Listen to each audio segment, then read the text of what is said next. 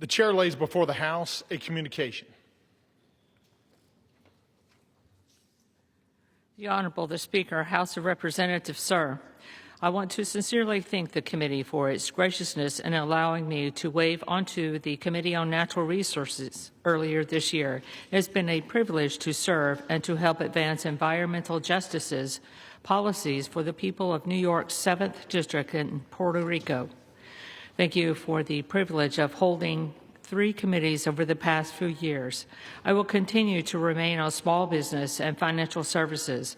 Effective this week, I will remove myself from the Committee on Natural Resources to make room for another member who wishes to take the opening. It has been an honor to contribute to the committee's mission, and I look forward to continuing to advance our shared priorities in other capacities. Signed sincerely, Nydia Velazquez, Member of Congress. Without objection, the resignation is accepted. What purpose does the gentlewoman from North Carolina seek recognition? Thank you, Mr. Speaker. By direction of the Republican Conference, I offer a privileged resolution and ask for its immediate consideration. The clerk will report the resolution. House Resolution 886.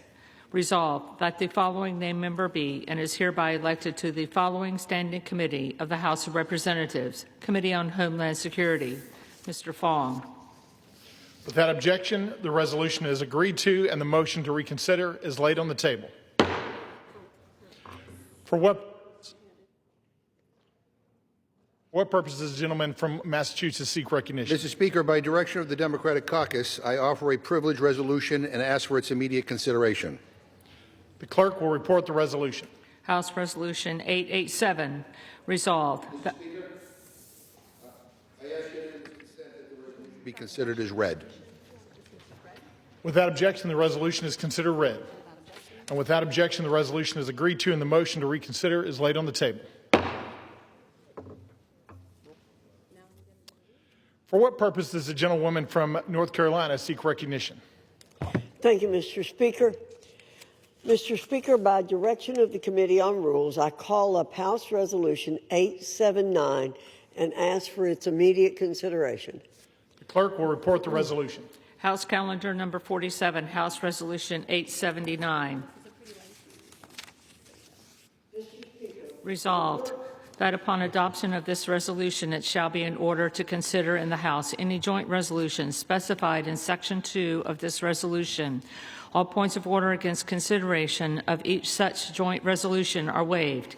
Each such joint resolution shall be considered as read. All points of order against provisions in each such joint resolution are waived.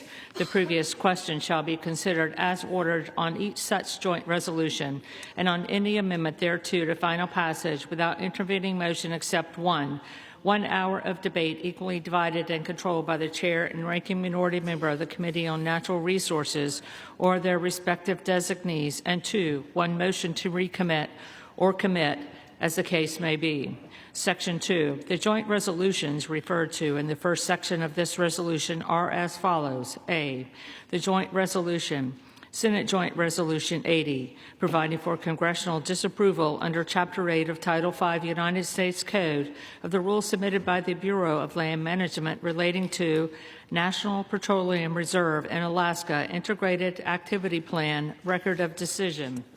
B. The joint resolution, House Joint Resolution 130, providing for congressional disapproval under Chapter 8 of Title 5 United States Code of the rules submitted by the Bureau of Land Management relating to Buffalo Field Office Record of Decision and approved Resource Management Plan Amendment. C. The joint resolution, House Joint Resolution 131, providing for congressional disapproval under Chapter 8 of Title 5 United States Code of the rules submitted by the Bureau of Land Management relating to Coastal Plain Oil and Gas Leasing Program, Record of Decision. Section 3. Upon adoption of this resolution, it shall be in order to consider in the House a concurrent resolution, House Concurrent Resolution 58, denouncing the horrors of socialism. All points of order against consideration of the concurrent resolution are waived. The concurrent resolution shall be considered as read. All points of order against provisions in the concurrent resolution are waived. The previous question shall be considered as ordered on the concurrent resolution and preamble to adoption without intervening motion except 1 hour of debate, equally divided and controlled by the chair and ranking minority member of the Committee on Financial Services or their respective designees. Section 4. Upon adoption of this resolution, it shall be in order to consider in the House the bill, H.R. 1949, to repeal restrictions on the export and import of natural gas. All points of order against consideration of the bill are waived. The bill shall be considered as read. All points of order against provisions in the bill are waived. The previous question shall be considered as ordered on the bill and on any amendment thereto to final passage without intervening motion except 1 hour of debate equally divided and controlled by the chair and ranking minority member of the Committee on Energy and Commerce or their respective designees, and 2, 1 motion to recommit. Section 5. Upon adoption of this resolution, it shall be in order to consider in the House the bill H.R. 4405 to require the Secretary of Energy to direct the National Petroleum Council to issue a report with respect to petrochemical refineries in the United States and for other purposes. All points of order against consideration of the bill are waived. The bill shall be considered as read. All points of order against provisions in the bill are waived. The previous question shall be considered as ordered on the bill and on any amendment thereto to final passage without intervening motion except 1 hour of debate equally divided and controlled by the chair and ranking minority member of the Committee on Energy and Commerce or their respective designees, and 2, 1 motion to recommit. Section 6. Upon adoption of this resolution, it shall be in order to consider in the House the bill H.R. 4405 to repeal the Comprehensive Policing and Justice Reform Amendment Act of 2022 enacted by the District of Columbia Council. All points of order against consideration of the bill are waived. The amendment in the nature of a substitute recommended by the Committee on Oversight and Government Reform, now printed in the bill, shall be considered as adopted. The bill, as amended, shall be considered as read. All points of order against provisions in the bill as amended are waived. The previous question shall be considered as ordered on the bill as amended and on any further amendment thereto to final passage without intervening motion, except 1 hour of debate equally divided and controlled by the chair and ranking minority member of the Committee on Oversight and Government Reform or their respective designees, and 2, 1 motion to recommit. Section 7. Upon adoption of this resolution, it shall be in order to consider in the House the bill H.R. 5214 to require mandatory pretrial and post-conviction detention for crimes of violence and dangerous crimes and require mandatory cash bail for certain offenses that pose a threat to the public safety or order in the District of Columbia and for other purposes. All points of order against consideration of the bill are waived. The amendment in the nature of a substitute recommended by the Committee on Oversight and Government Reform, now printed in the bill, shall be considered as adopted. The bill, as amended, shall be considered as read. All points of order against provisions in the bill as amended are waived. The previous question shall be considered as ordered on the bill as amended and on any further amendment thereto to final passage without intervening motion except 1 hour of debate equally divided and controlled by the chair and ranking minority member of the Committee on Oversight and Government Reform or their respective designees, and 2, 1 motion to recommit. Section 8. Upon transmission to the Senate of a message that the House has passed H.R. 4405, House Resolution 581 shall be laid on the table. The gentlewoman from North Carolina is recognized for 1 hour. Thank you, Mr. Speaker.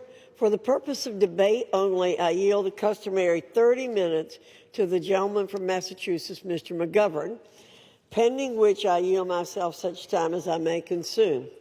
During consideration of this resolution, all time yielded is for the purpose of debate only.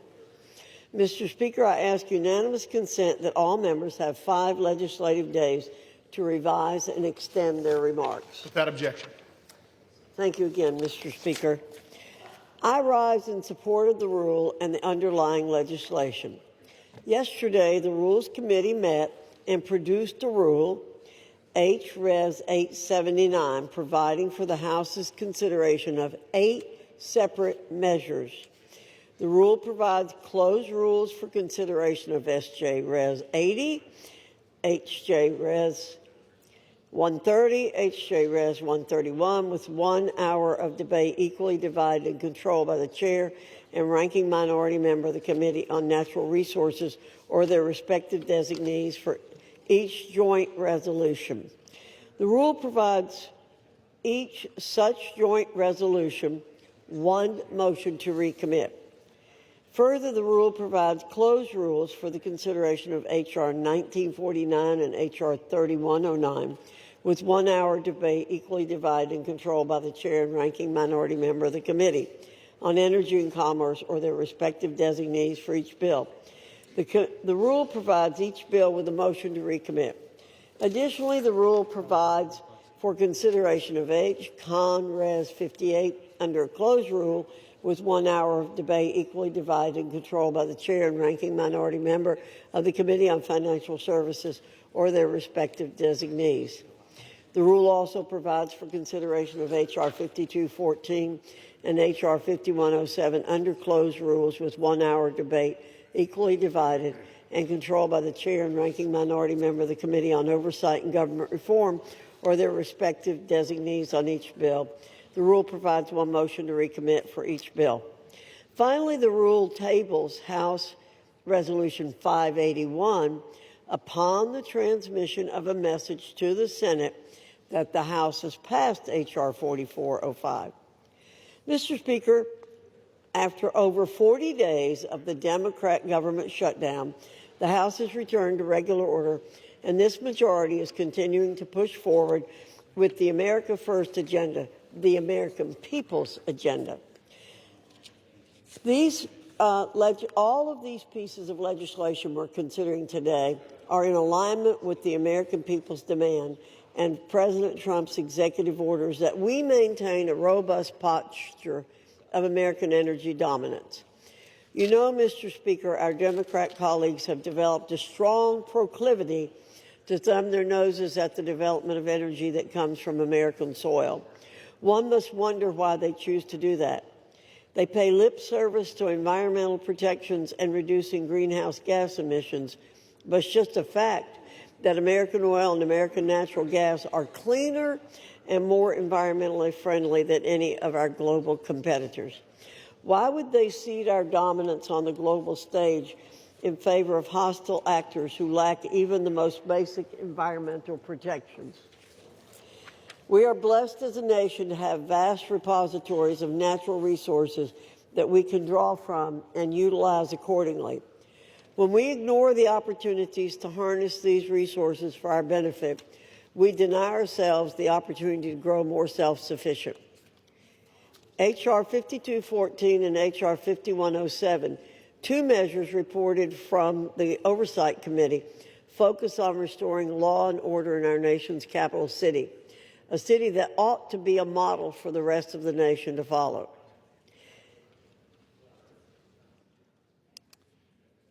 Does the gentlelady reserve? I'm going on, Mr. Speaker.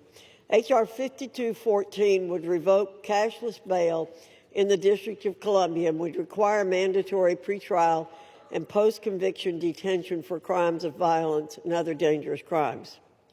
H.R. 5107 would repeal the Comprehensive Policing and Justice Reform Amendment Act of 2022 enacted by the District of Columbia Council. This act targeted police officers in D.C. for simply doing their duties, and it led to over 1,600 officers being removed from the city's force. Thanks to President Trump's efforts, the streets in D.C. are safer, and we have the opportunity through these 2 measures to add to that progress. Finally, Mr. Speaker, we have H.Con. Res. 58, a resolution denouncing the horrors of socialism. Most of us here in this body recognize how dangerous the plague of socialism really is. We understand its history of failure and oppression. Throughout history, this ideology has collapsed into the most brutal of dictatorships, communist regimes, and outright totalitarian rule. Many are quick to avert their eyes and cover their ears when presented with facts about the horrors of socialism. How many individuals across the world have suffered and died because of it? This resolution will put everyone in this body on record. The American people will see who espouses this caustic ideology and those who reject it. I reserve, Mr. Speaker. The gentlewoman from North Carolina reserves. The gentleman from Massachusetts is recognized. Well, thank you, Mr. Speaker, and I thank the gentlelady from North Carolina for yielding me the customary 30 minutes, and I yield myself such time as I may consume. The gentleman is recognized. Mr. Speaker, Americans are working more and more for less and less. Almost every day I speak with young people who can't afford to start a family, can't buy a house, can't get ahead. I hear it from seniors who are struggling to survive on fixed incomes. I see it with my own eyes, moms and dads putting items back on the shelves in the grocery store because they can't afford them. Parents who can't go back to work because they can't afford child care. People whose health insurance premiums are doubling and tripling because this majority has failed to act. During election season, we heard from Trump and Republicans who swore up and down they would bring down prices. They promised the American people they would reverse inflation and focus like a laser on affordability. And they have broken that promise. They have betrayed the American people, and if you want more evidence of that, look at the bills on the floor today. More garbage, more culture war crap, more bills written by this Republican majority of, by, and for the billionaire class. Republicans moved heaven and earth to give tax breaks to the rich and powerful. That got done in a nanosecond. But if you're a regular person staring down next year's health care premium hikes and deciding whether to pay $1,000 more or put food on the table, the answer you get back from Republicans is let them eat cake. We are barreling toward another shutdown at the end of January. We could have spent the last 2 months working on passing the 9 appropriations bills Republicans still need to pass to stop another shutdown. And instead, they went on a taxpayer-funded paid vacation for 8 weeks. And let me just say, because we are debating a rule to consider these 8 bills, this rule sucks. 8 closed rules, no amendments, no changes allowed on the floor. Take it or leave it. And if you're keeping count at home, that's 80 completely closed rules this Congress, the most ever in a year. And I want to correct the gentlelady because last night in the Rules Committee she said 5 of these bills didn't receive any amendments. That's because she didn't ask for any. And when you don't send an amendment deadline, everyone knows you're doing a closed rule. And I just want to say to my Republican colleagues, you have been complicit in these 80 closed rules nearly 9 out of 10 times. You, the majority party, have not been allowed to bring amendments to the floor. You're getting blocked by your own leadership time and time again. How does that feel? Again, this is a terrible rule, and I urge a no vote, and I reserve my time. Gentleman from Massachusetts reserves. The gentlelady from North Carolina is recognized. Thank you, Mr. Speaker.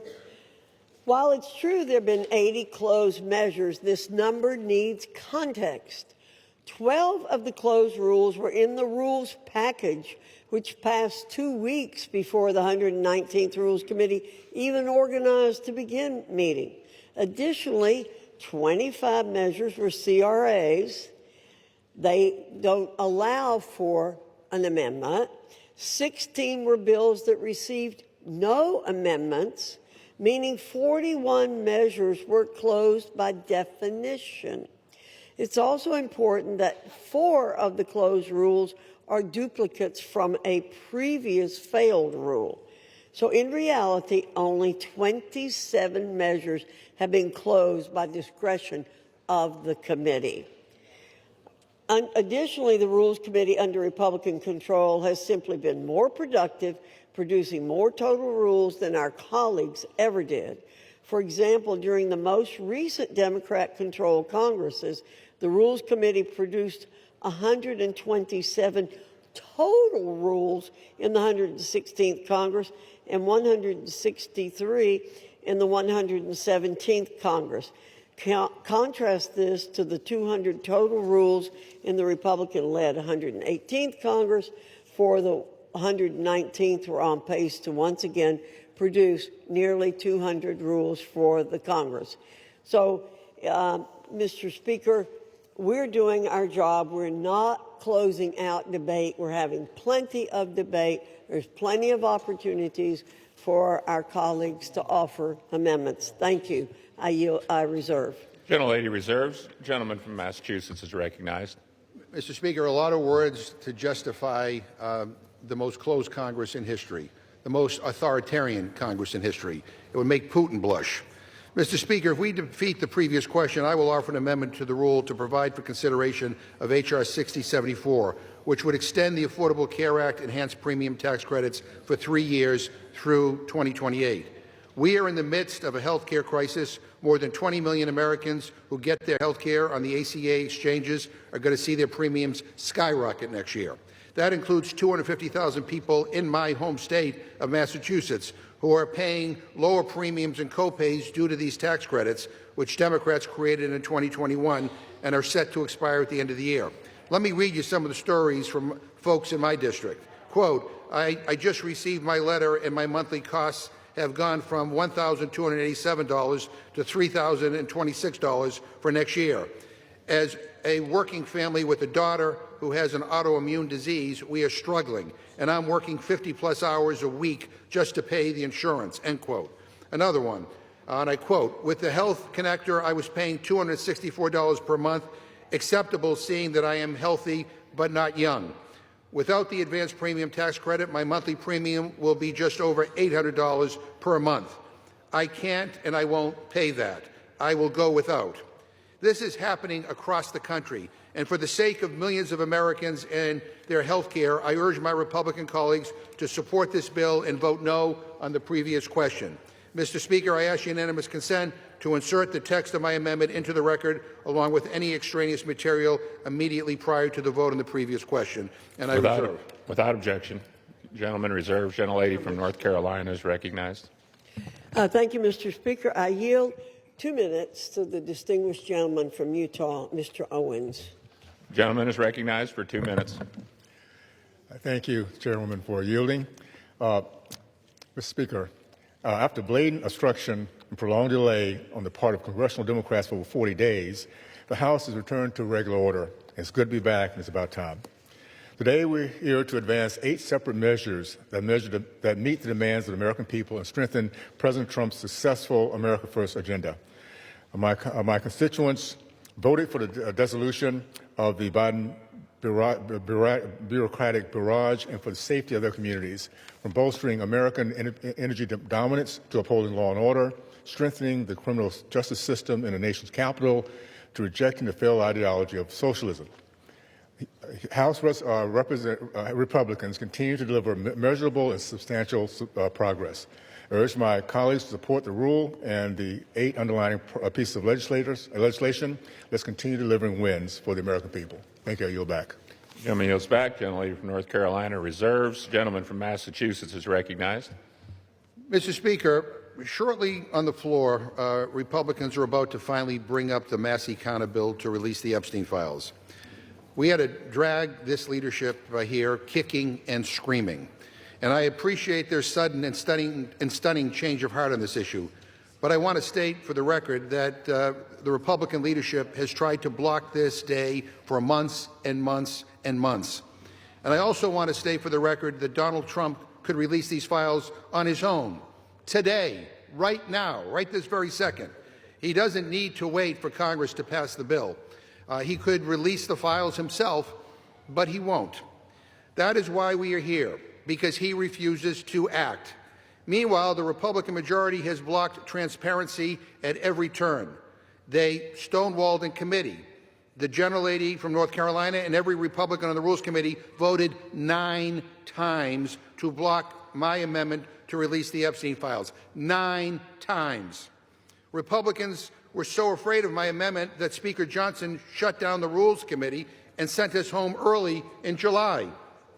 And then he refused to swear in a new member of Congress for weeks because she promised to be the 218th signature to force this bill forward.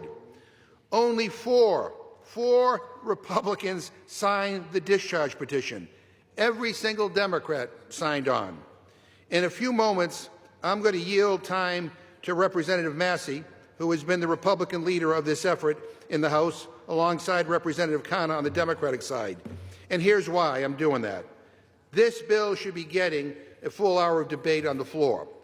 But Speaker Johnson, I guess at Donald Trump's direction, is throwing every procedural gimmick at the wall to see what sticks. And he's trying to limit debate on the floor because for some reason he is very, very afraid of talking about this. So that's why I'm donating a significant chunk of my time to members who have been silenced by the Speaker for the terrible crime of demanding truth and transparency. Now, if I had to guess, most Republicans will probably vote in favor of releasing the files. But they're not voting yes because their conscience changed. They're voting yes because Donald Trump tells most of them how to vote. And he realized he's lost on this one. He says the people who support this bill, quote, betrayed the entire Republican Party. Really? Really? How is accountability for a pedophile something Donald Trump campaigned on? How is that now a betrayal? This was his issue, his idea. He ran on releasing the files. And by the way, to those who say that Biden should have released these files, let me just address that right now. You're right. He should have. But he didn't make it his number one issue, and he's not the president right now. Donald Trump is. He could have released the files at any point over the last 11 months, but he has not. Republicans have had months to sign the discharge petition. They had months to bring this bill to the floor. But this leadership has chosen obstruction. They don't want to pass this bill. They don't even want to talk about it on the House floor. And so that's why debate matters. And with that, I reserve my time. Gentleman from Massachusetts reserves. The gentlelady from North Carolina is recognized. Thank you, Mr. Speaker. Let's be clear. Republicans don't oppose the full transparency of the Epstein files. We embrace the Oversight Committee's task of doing just that. We embrace Representative Massey's legislation here today by putting it up for a vote under suspension. I'll be voting for it. We already have a House investigation that carries the full force of law, and there's no opposition to respecting the majority's wishes to get this codified into law. Let's get to it. Let's get the vote and end these false debates, straw man arguments, and non sequiturs. We tried to pass this bill last week, but Democrats wouldn't agree to doing so. Let's vote now. Democrats should stop, listen, and take yes for an answer. I reserve. Gentlelady reserves. The gentleman from Massachusetts is recognized. Mr. Speaker, the gentlelady doesn't oppose this? Boy, you have a funny way of showing it. I gave the gentlelady 9 opportunities in the Rules Committee to bring this measure to the floor. 9 opportunities. And every time I brought up an amendment, she voted it down. 9 opportunities. So to say that somehow this is always what you wanted, I don't know. That doesn't pass the smell test. Mr. Speaker, I yield 3 minutes to the gentleman from California, Mr. Khanna. The gentleman is recognized for 3 minutes. Thank you, Mr. Speaker. Thank you, Mr. Chairman, for your leadership over the last 5 months to make sure that this bill came to the floor. Thank you also to Don Sisson for his leadership and understanding of all the rules to make this possible. Now, as we are here today, I saw on CNN that the president is meeting with the Saudi prince.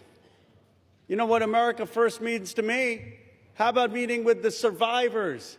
How about making sure that America's girls are not being raped? That's what it means to be America First, not going and just meeting with Saudi princes. You know, I am so honored to be here and working together with Congressman Thomas Massey, who's shown so much courage and principle, and I'm so honored to be here next to Congresswoman Marjorie Taylor Greene and Congresswoman Nancy Mace. I was telling someone, they said, what did you learn through this process? I said, sometimes we have to see people not just through their caricature. And I had caricatures of Representative Green and Representative Massey and Representative Mace. But what I saw is they cared as Americans and human beings, and they stood with courage. And they looked at this not from politics, they looked at this as what is right. And I'm proud today to be a member of Congress. I'm proud to work with them, and I'm proud of what we are showing this country is possible. That if we actually care about American values, maybe we can overcome some of the bitter divides in this country. If we don't care about just getting the credit and maybe work together, we could actually care about forgotten and abandoned Americans like the survivors that testified today. I was so moved by their testimony. How can you hear their testimony, as all of us have heard, see their tears, see them holding up photos at the age of 14, and think that they're not telling the truth? This is not politics. This is humanity. Sometimes we get into these chambers and we forget what happened, of how we grew up. Most of us, we grew up, we went to barbecue, we went to Little League games, we went to church or temple. We didn't fly around in private jets and go to a rape island. We didn't buy off politicians and tell them to keep quiet. We didn't think that it was normal to abuse or rape young girls. And then they're saying, well, we don't know if they were 18 or 22. Come on. It's rotten. Then they say, well, just care about the price of eggs. Just care about the price of health care. You know what's more important than that? American values. These rich, greedy men abused American values. They abused what's sacred about this country. They abused what built this country. I yield the gentleman additional minute. And it is time that they're going to have a reckoning. The Epstein class is going to go. And the reason they're going to go is because the progressive left and the MAGA right and everyone in between is finally waking up against this rotten system. And when people are united, when people work across the aisle, amazing things can happen, because the American people are kind and good and decent. So it's an honor, Congressman Massey, to have worked with you, and I salute particularly the courage of Marjorie Taylor Greene, Lauren Boebert, and Nancy Mace. None of this would have been possible without their courage in standing up on the petition and for what they did. I'll yield back. Gentleman yields back. Gentleman from Massachusetts reserves. Gentlelady from North Carolina is recognized. Mr. Speaker, at the top of this page that I have, I've written Democrat hypocrisy on Epstein. That's what we're hearing today.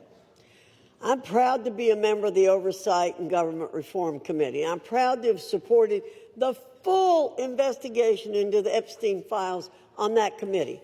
Furthermore, I'm proud to have supported formalizing that investigation by taking the decisive step in directing that investigation by a special rule provided by the Rules Committee.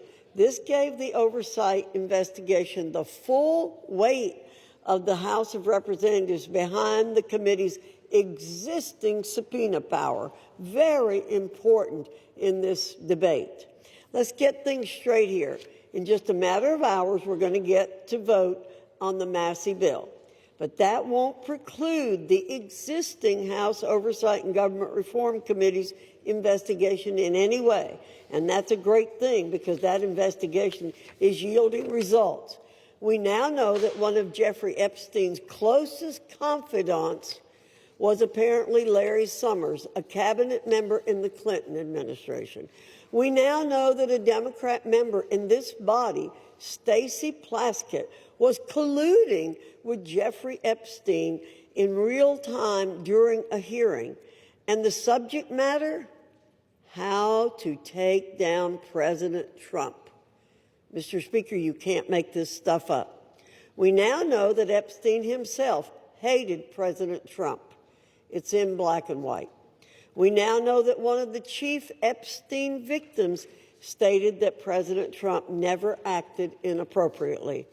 And don't forget that oversight investigations specifically subpoenaed Bill and Hillary Clinton for their ties to Jeffrey Epstein. They haven't been quick to step into the breach and exonerate themselves, have they?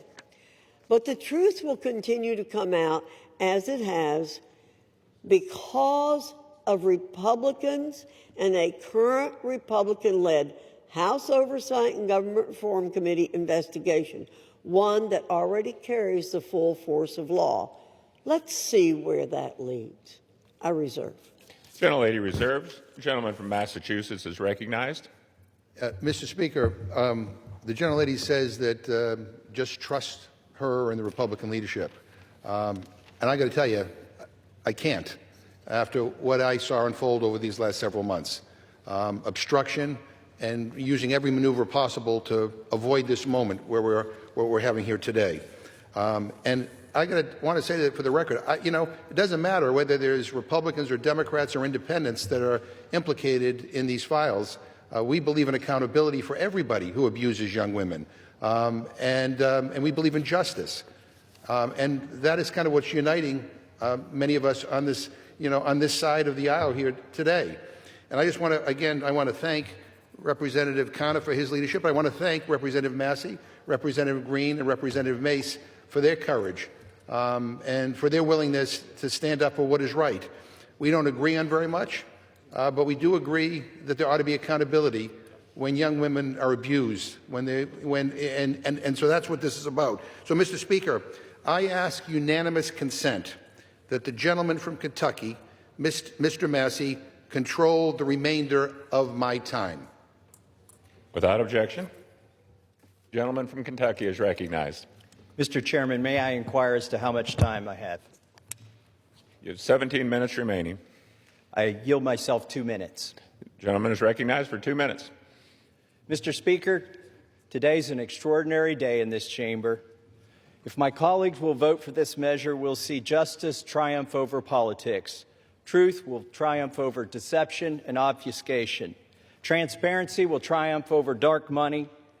Partisanship will fall away to bipartisanship. Grassroots, the people, will reclaim the people's house with this vote.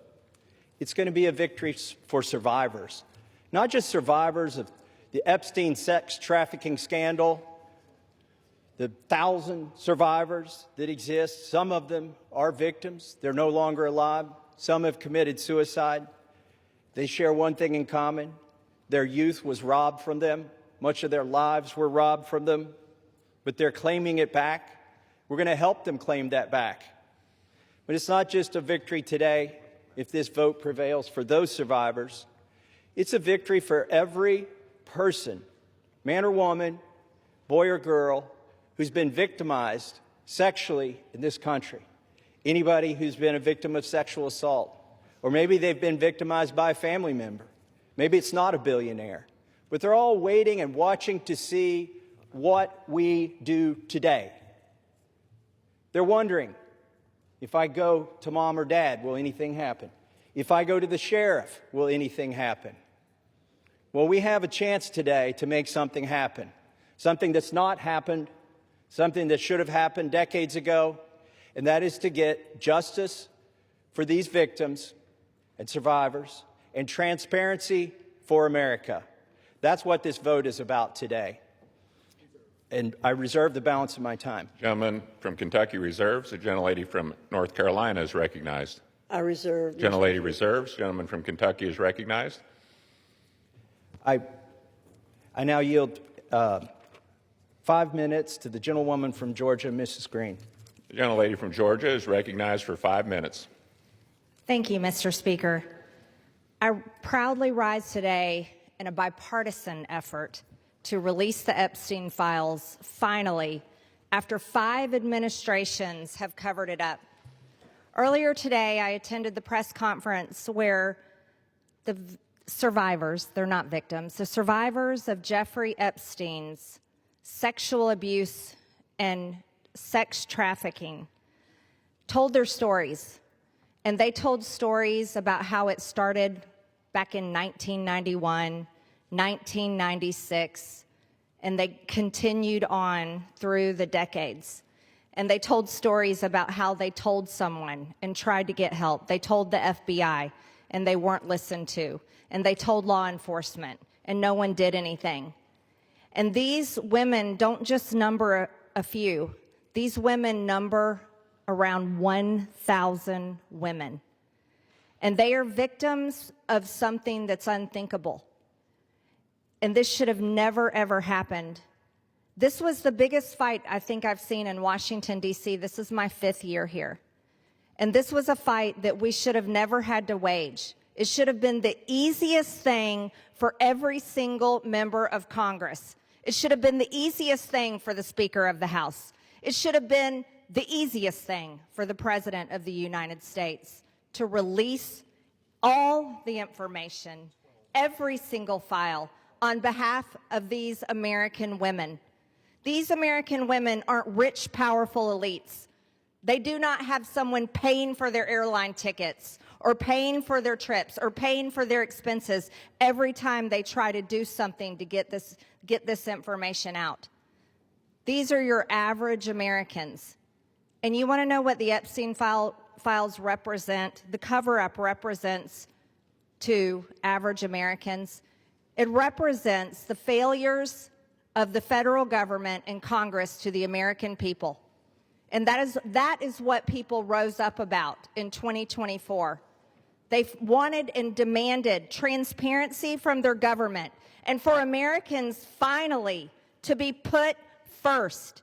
And today, with this vote, we are finally putting these victims and these survivors of Jeffrey Epstein and the cabal of rich, powerful elites that expands not just here in the United States of America, but to other countries as well. We're putting them last. And that is exactly what Americans want. You see, for far too long, Americans have been put last. And they're sick of it. They're sick and tired of it. And this is why they don't trust Congress. This is why they don't trust the government. And here's the problem. All of these women who have suffered in shame for years and years and years, women who were terrified, women who were intimidated, women who were threatened, just like Virginia Giuffre. And now she's dead. And these women should have never faced that, for this information to come out. And we, especially the 4 Republican members of the House of Representatives, we should have never faced intimidation and threats for us to get this vote to come to the floor. Never forget, there were 4. Thomas Massie, myself, Nancy Mace, and Lauren Boebert.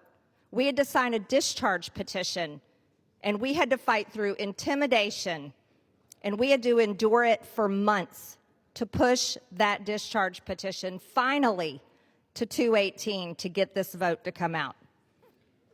This is what the American people are sick of, and rightfully so. Now, where does this go from here? The question will remain, will the Department of Justice release all the information? Will a judge in New York release the information? Will the CIA release the information? And will foreign governments release their information? Or will this continue after this vote today be a cover-up of the rich, powerful elites that bond together in sex and human trafficking abuse and all types of global business that enriches them but never serves Americans? The American people will know, and the victims, actually the survivors of Jeffrey Epstein, will know, because they know the list of names. And I remain dedicated to my promise to read those names here on the House floor if those women ever find them in a place that it needs to be done. I yield back to Mr. Gentlelady from Georgia yields back. Gentleman from Kentucky reserves. Gentlelady from North Carolina is recognized. I reserve, Mr. Speaker. Gentlelady reserves. Gentleman from Kentucky is recognized. I yield myself a minute and 30 seconds. Gentleman's recognized for a minute. I want to thank the generosity of Jim McGovern, Representative McGovern, for granting us this time. I'm embarrassed for my own party today. I'm embarrassed we withheld swearing in a duly representative of the people for 49 days just to avoid this vote that's finally going to happen today. I'm embarrassed that my own party isn't going to yield me time to debate this, even though they say they support it, and I authored it. They don't even want to yield me time to debate this during the bill debate. But I'm thankful. Let me tell you who I'm thankful to. These three brave women, Marjorie Taylor Greene, Nancy Mace, and Lauren Boebert, they have been threatened. They have been intimidated. Physically, politically, it's disgusting. And not by the far left. They have been intimidated by people in our own party. And for what? For seeking justice for these victims. So my hat's off. I congratulate them for standing strong. I've always wondered, where were the Republican men during this battle? We've taken 5 months. These three women and I have had to drag our party to this floor today to even vote on this. And Ro Khanna is the most to be thanked here in an extraordinary display of bipartisanship. He did not hesitate when I asked if we wanted to bring this bill to the floor together, if he would stand in the trenches with me. He said yes. With that, I reserve. Gentleman reserves. Gentlelady from North Carolina is recognized. Thank you, Mr. Speaker. I yield myself such time as I may consume. Gentlelady is recognized. Boy, we need to get facts straight here. President Trump's DOJ, in his first term, arrested and prosecuted Jeffrey Epstein. We, on our side, want justice to prevail in this case and in every case. Speaker Johnson has always been clear that if the discharge petition reached the necessary signatures, that the House would consider the legislation, and that's what we're providing for in our rule today. In fact, as soon as the petition hit 218 votes last Wednesday, House Republicans offered a unanimous consent request to pass the legislation then. However, the Democrat leader would not give consent to do that last week. Why? Because they're not really interested in this. They're interested in some other things. And, Mr. Speaker, I have to correct the record. Mr. Massey did not request time from me. I'm the person who controls the time on the Republican side, and he did not request time from me, or I would have given him time. I reserve. Gentlelady reserves. Gentleman from Kentucky is recognized. I'd like to now recognize the gentlelady from South Carolina for 5 minutes, Nancy Mace. Gentlelady from South Carolina is recognized for 5 minutes. Thank you, Mr. Speaker. And I want to thank my colleagues today for the time, Mr. McGovern and Mr. Khanna, for the 5 minutes on the floor to speak about an issue that is not political for me. Helping the survivors of Jeffrey Epstein and his horrific, gruesome, brutal sex trafficking ring is deeply personal. And while we often have many disagreements about a lot of issues, maybe most issues, today they are allowing us to speak on the floor. And I want to thank my colleagues, Congressman Massey, Marjorie Taylor Greene, and Lauren Boebert, the four of us making history today over the discharge petition and delivering justice for those who have desperately fought for it for, in some cases, almost 30 years. I wore white today because I wanted to reflect on the innocence of the young women who had their innocence stolen from a demon named Jeffrey Epstein, from demons, friends of his, rich and powerful people who stole their innocence as young as 14 years old. It was taken from them and they've never gotten it back. I'm also wearing white today to recognize the courage that it takes for women to come forward, the sacrifices to them personally, professionally, financially, the embarrassment, the humiliation, the shame that we still deliver on the backs of women who have been brutalized, who've been raped, who've been assaulted. The shame that the media pours over their heads, that their colleagues, their friends, their neighbors, their loved ones, because you come forward and because you talk about sexual assault, you are not a slut. It's not because of what you wore. You're not a whore. But that's how women are treated, and you're not lying. And I want every woman to know, every Epstein survivor to know, every woman across the country who is a survivor, who is a victim of assault, that today we see you.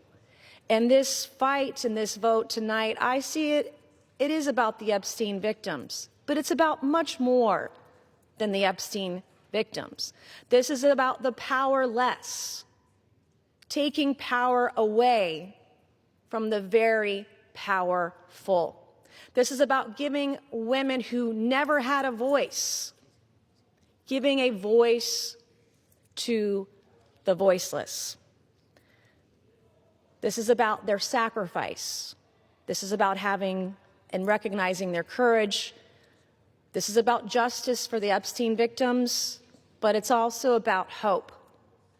Earlier this year, I gave a speech right here on the floor of the U.S. House of Representatives, detailing trauma that I experienced, endured, and am a survivor of, that I accidentally uncovered 2 years ago, almost to the day. And today, I still don't have justice, like millions of women across the country. When I spoke out, I got attacked.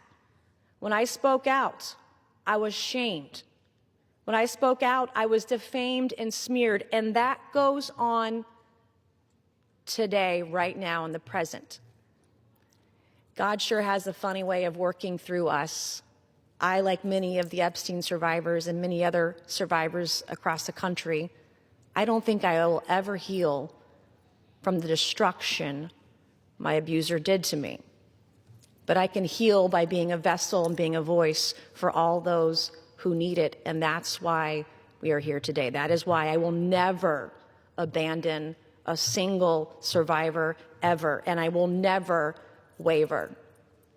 I spent my morning talking to law enforcement and others about another potential Jane Doe number 5, who may be another sexual assault victim in the case that I uncovered 2 years ago. It's very difficult for us to come forward, but I want to thank the women who have, the Epstein victims, the victims in the case that I uncovered. I want to thank all of you for being a voice, for giving me hope. Maybe one day I too can get justice. Thank you, and I yield. Gentlelady yields back. Gentleman from Kentucky reserves. Gentlelady from North Carolina is recognized. Thank you very much, Mr. Speaker. Our colleagues want Americans to believe that this discharge petition and underlying legislation are the be-all and end-all in this investigation.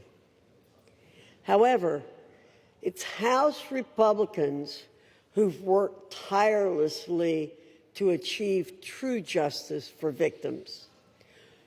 To date, the significant information that has come out has come from the Oversight and Government Reform Committee as a result of its issuing 13 subpoenas.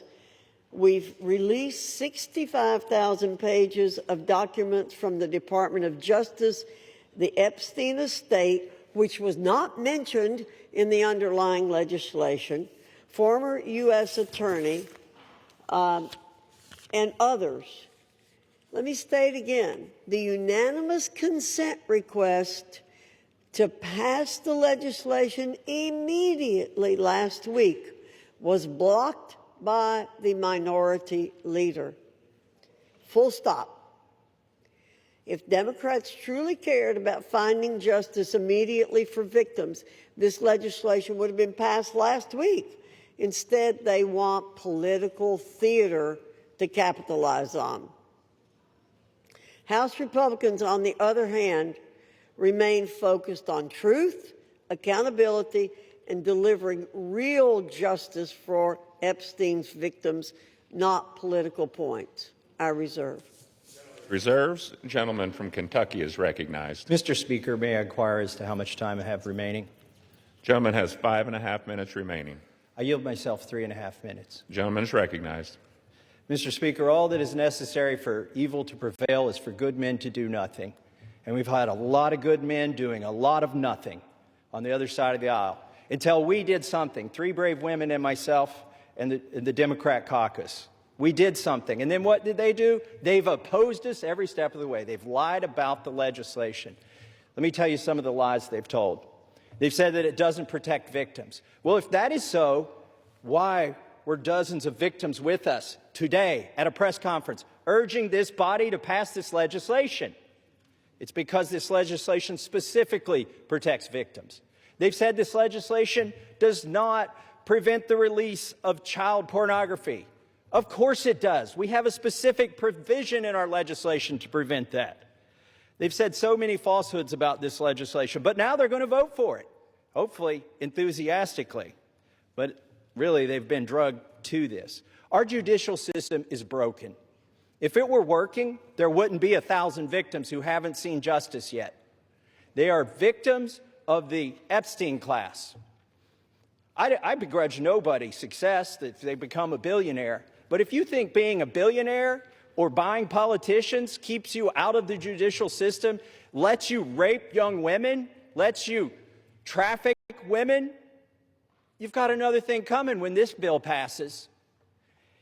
Do not let the Senate muck this up. There have already been efforts to derail this, our discharge petition. The Oversight Committee has released thousands, tens of thousands of documents. That's fine. Keep working. How many names have you released? 0. You are still protecting, or the DOJ is protecting, pedophiles and sex traffickers. The time for that to stop is now. Now, our Speaker says, oh, this bill needs amended in the Senate, and specifically, he's trying to create a loophole. He's trying to categorize the pedophiles as victims. He's saying, oh, we don't embarrass the people that went to the rape island. We should protect those names against unreliable accusations. Is he calling all of these victims unreliable? They've testified to the FBI. The FBI has these names in their possession. I asked the FBI director in a hearing, have you looked at the documents? No, he trusts everybody that's been there for decades. That is wrong. Do not let the Senate muck this bill up. And if you're a party to that in the Senate, you are part of this cover-up that we are trying to expose. I am sorry if one of your billionaire donors is going to get embarrassed because he went to Rape Island. That is what they have coming.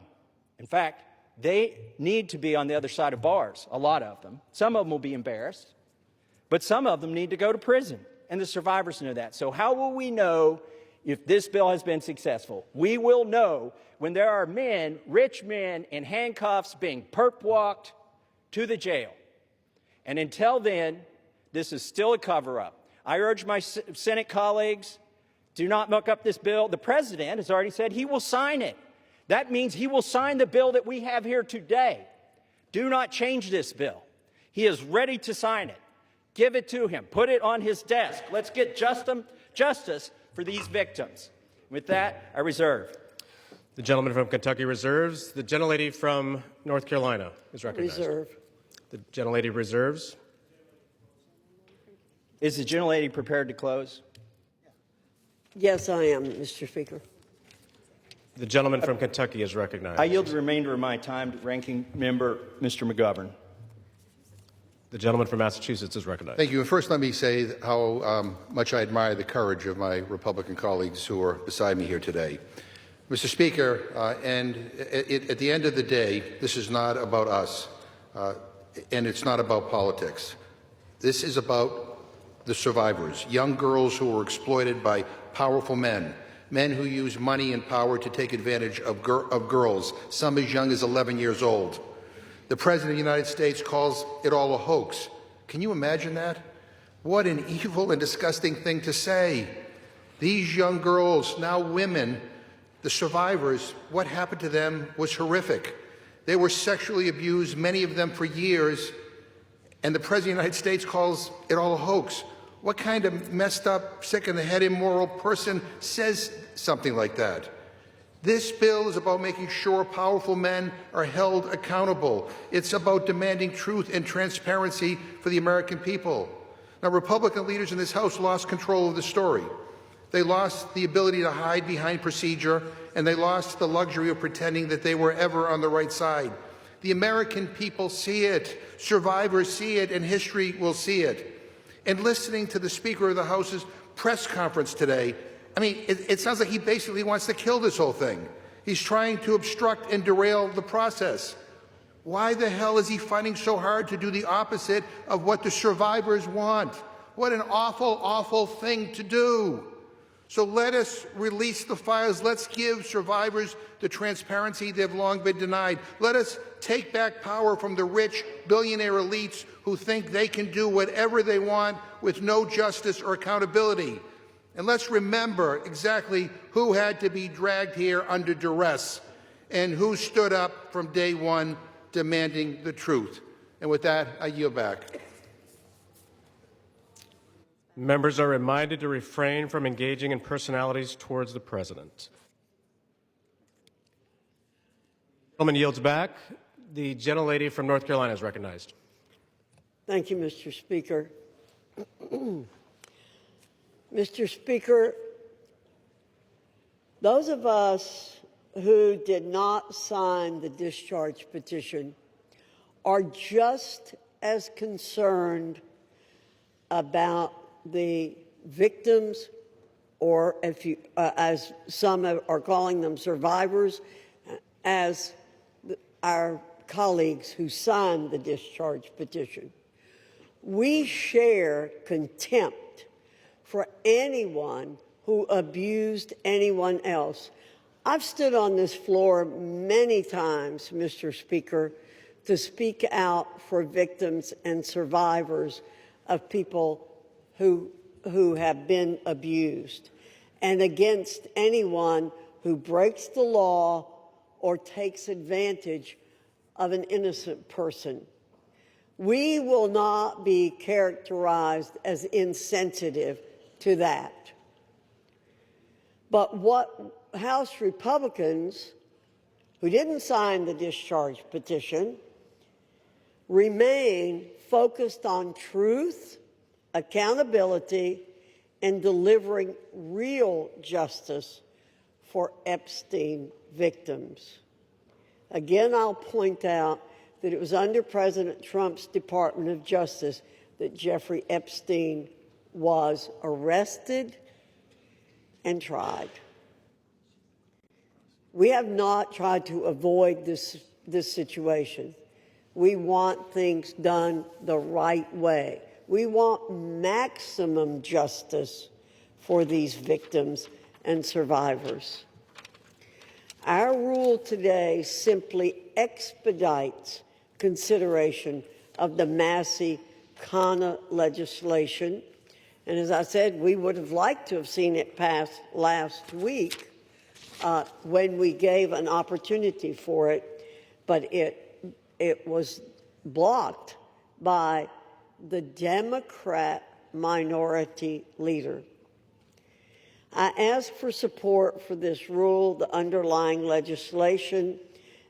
With that, I urge my colleagues to vote yes on the previous question, yes on the rule, and Mr. Speaker, I yield back the balance of my time and move the previous question on the resolution. The gentlelady yields back the balance of her time. The question is on ordering the previous question on the resolution. Those in favor say aye. Those opposed, no. In the opinion of the chair, the noes have it. Mr. Speaker. Request the yeas and nays. The yeas and nays are requested. Those favoring a vote by the yeas and nays will rise. A sufficient number having risen, the yeas and nays are ordered. Pursuant to Clause 8 of Rule 20, further proceedings on this question will be postponed.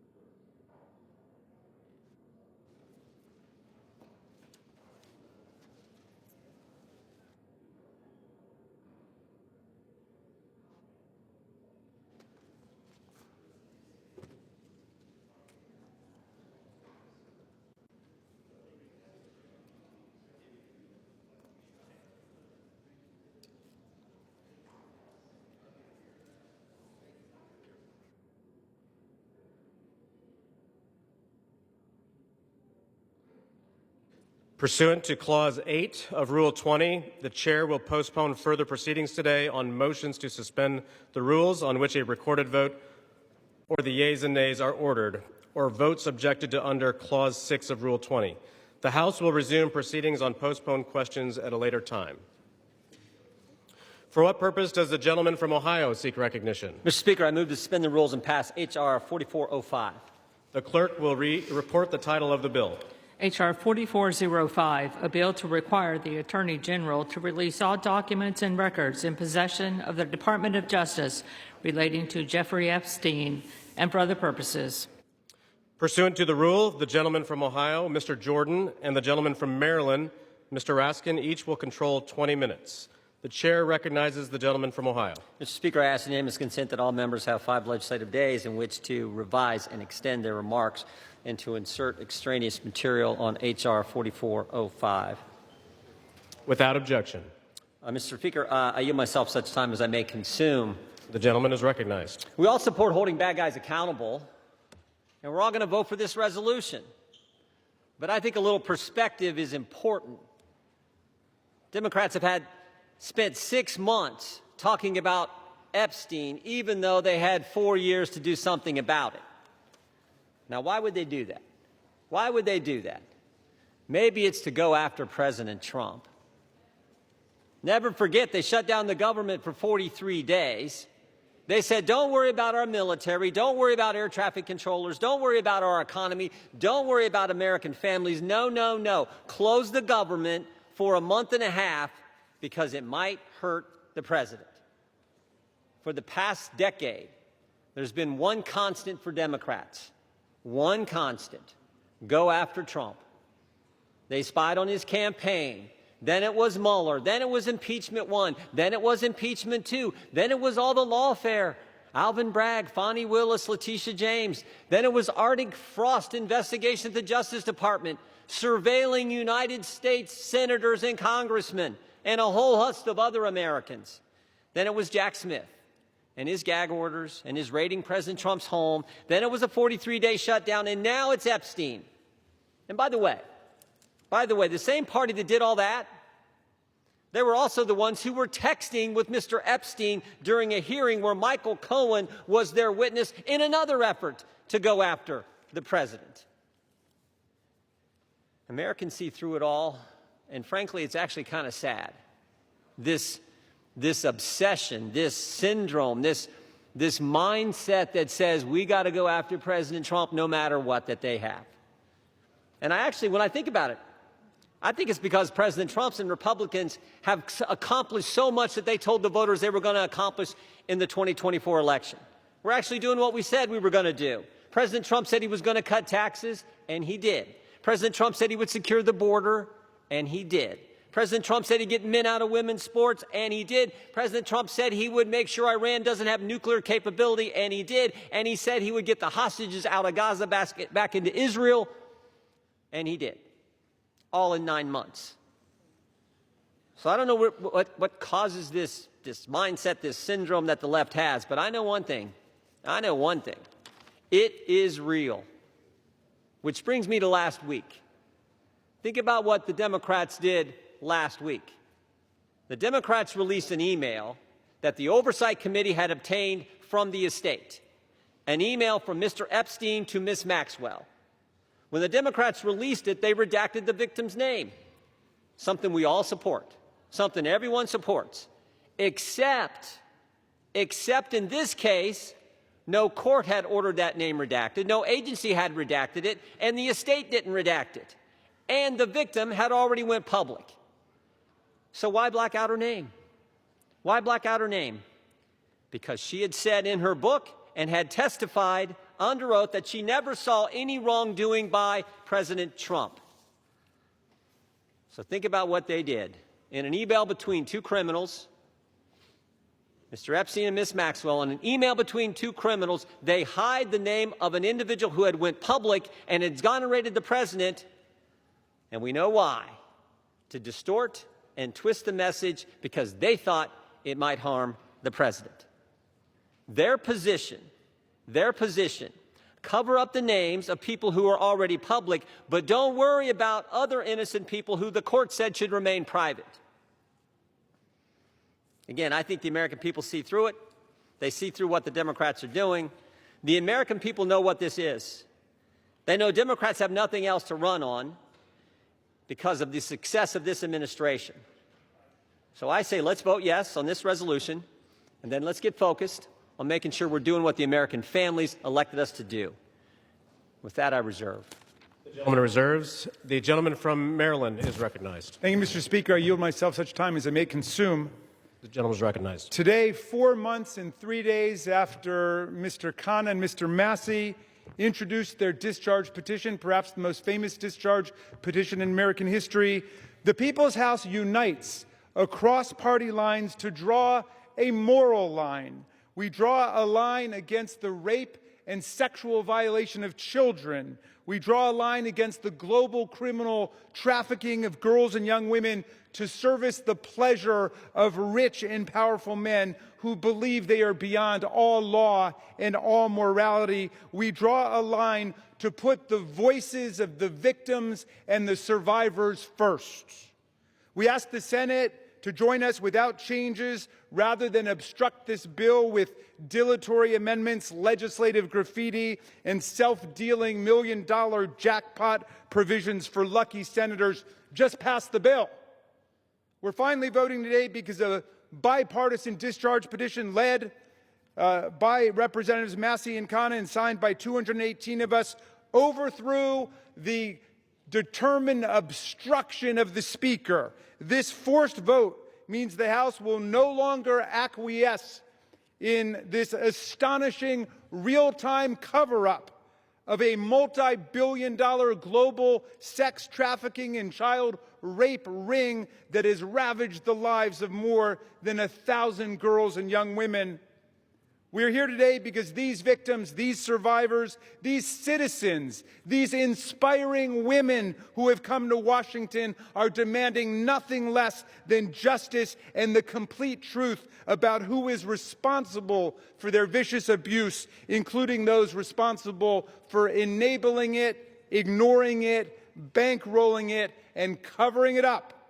We join them today in rejecting any more dangerous lies about the crimes they suffered. No, child sex abuse is not a hoax.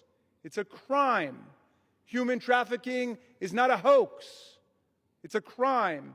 These crimes are a curse on children and young people across America, in universities and elementary schools, in churches and mosques and synagogues, in Boy Scout troops and college sports teams and summer camps. Anywhere the powerful and the rich believe they've got the opportunity and the impunity to exploit the young, the poor, the powerless, and the vulnerable.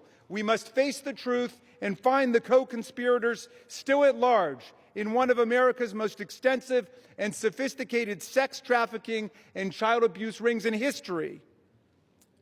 Release of the file will expose the role of everybody who facilitated and covered up these crimes, like J.P. Morgan Chase, Bank of America, Deutsche Bank, and Bank of New York Mellon, which executed billions of dollars in transactions related to these offenses, as well as any bank executives who participated in the sexual abuse of girls and young women. We must expose everyone who covered up these crimes, like Alex Acosta, the former U.S. attorney in Miami, Donald Trump's labor secretary, who gave Jeffrey Epstein an unbelievable sweetheart plea deal, immunized the unnamed conspirators, and killed an investigation into Epstein's financial crimes that could have brought down the entire criminal network. And with that, I'm going to yield. I'll reserve the balance of my time. The gentleman reserves. The gentleman from Ohio is recognized. Thank you, Mr. Speaker. I yield 4 minutes to the distinguished chair of the House Oversight Committee, Mr. Comer, the gentleman from Kentucky. The gentleman from Kentucky is recognized. Thank you, Mr. Speaker. As chairman of the House Oversight Committee, I've always believed that sunshine is the best disinfectant. For years, the American people have demanded transparency about Jeffrey Epstein and Ghislaine Maxwell's horrific crimes and about the federal government's failure to protect the victims. The House Oversight Committee is conducting a thorough review of the federal government's investigation into Epstein. Our work goes far beyond the legislation before us today. We are committed to accountability, transparency, and justice for the American people and for the survivors of these appalling crimes. To date, the Oversight Committee has released more than 65,000 pages of documents, issued 13 subpoenas, and conducted interviews with 2 key witnesses, both of whom were Republicans. The Trump administration has provided us with Department of Justice materials and access to suspicious activity reports. Unfortunately, throughout this investigation, Democrats have chosen to manufacture yet another anti-Trump hoax instead of pursuing justice. They have mischaracterized witness testimony and selectively released documents complete with targeted redactions in an effort to smear President Trump. For example, former U.S. Attorney General Bill Barr, who oversaw the 2019 Epstein investigation, stated clearly under oath that the prosecution team found no evidence that President Trump committed wrongdoing. Despite this simple and straightforward fact, Ranking Member Robert Garcia, moments after that deposition, tiptoed out and publicly claimed that, quote, Barr could not clear Trump of wrongdoing. That was a lie, and we have the transcript to prove it. I invite the media to read the transcript. When the Oversight Committee interviewed former U.S. Attorney for the Southern District of Florida, Alex Acosta, Democrats whipped themselves into a frenzy trying to manufacture a gotcha moment, but they failed. Mr. Acosta dismantled the Democrats' narrative. His testimony confirmed there was no contact between President Trump and Mr. Acosta and no connection between President Trump in the Epstein case. Next, Democrats resorted to selective leaks and doctored documents to mislead the American people. Oversight Committee Republicans have posted 65,000 pages of documents we have received to date. Democrats, by contrast, have released fewer than 1 dozen. In their latest selective leak, Democrats released just three of the 23,000 pages of documents from the Epstein estate. And they made redactions to 2 of those emails that changed both the context and the meaning of the 3 pages they released. When CNN called them out for their deceptive redactions, Representatives Stansbury and Crockett tried to blame Republicans for their own edits, for the Democrat Oversight Committee edits. After Democrats released only 3 emails, Republicans released over 23,000 pages. And what did Democrats say in response when we released every single document that we got? They claimed full transparency was meant to, quote, disorient or distract from their manufactured narrative. These are the same Democrats who chant, release the files every day until the files contradict the story they want to tell. That is the definition of hypocrisy.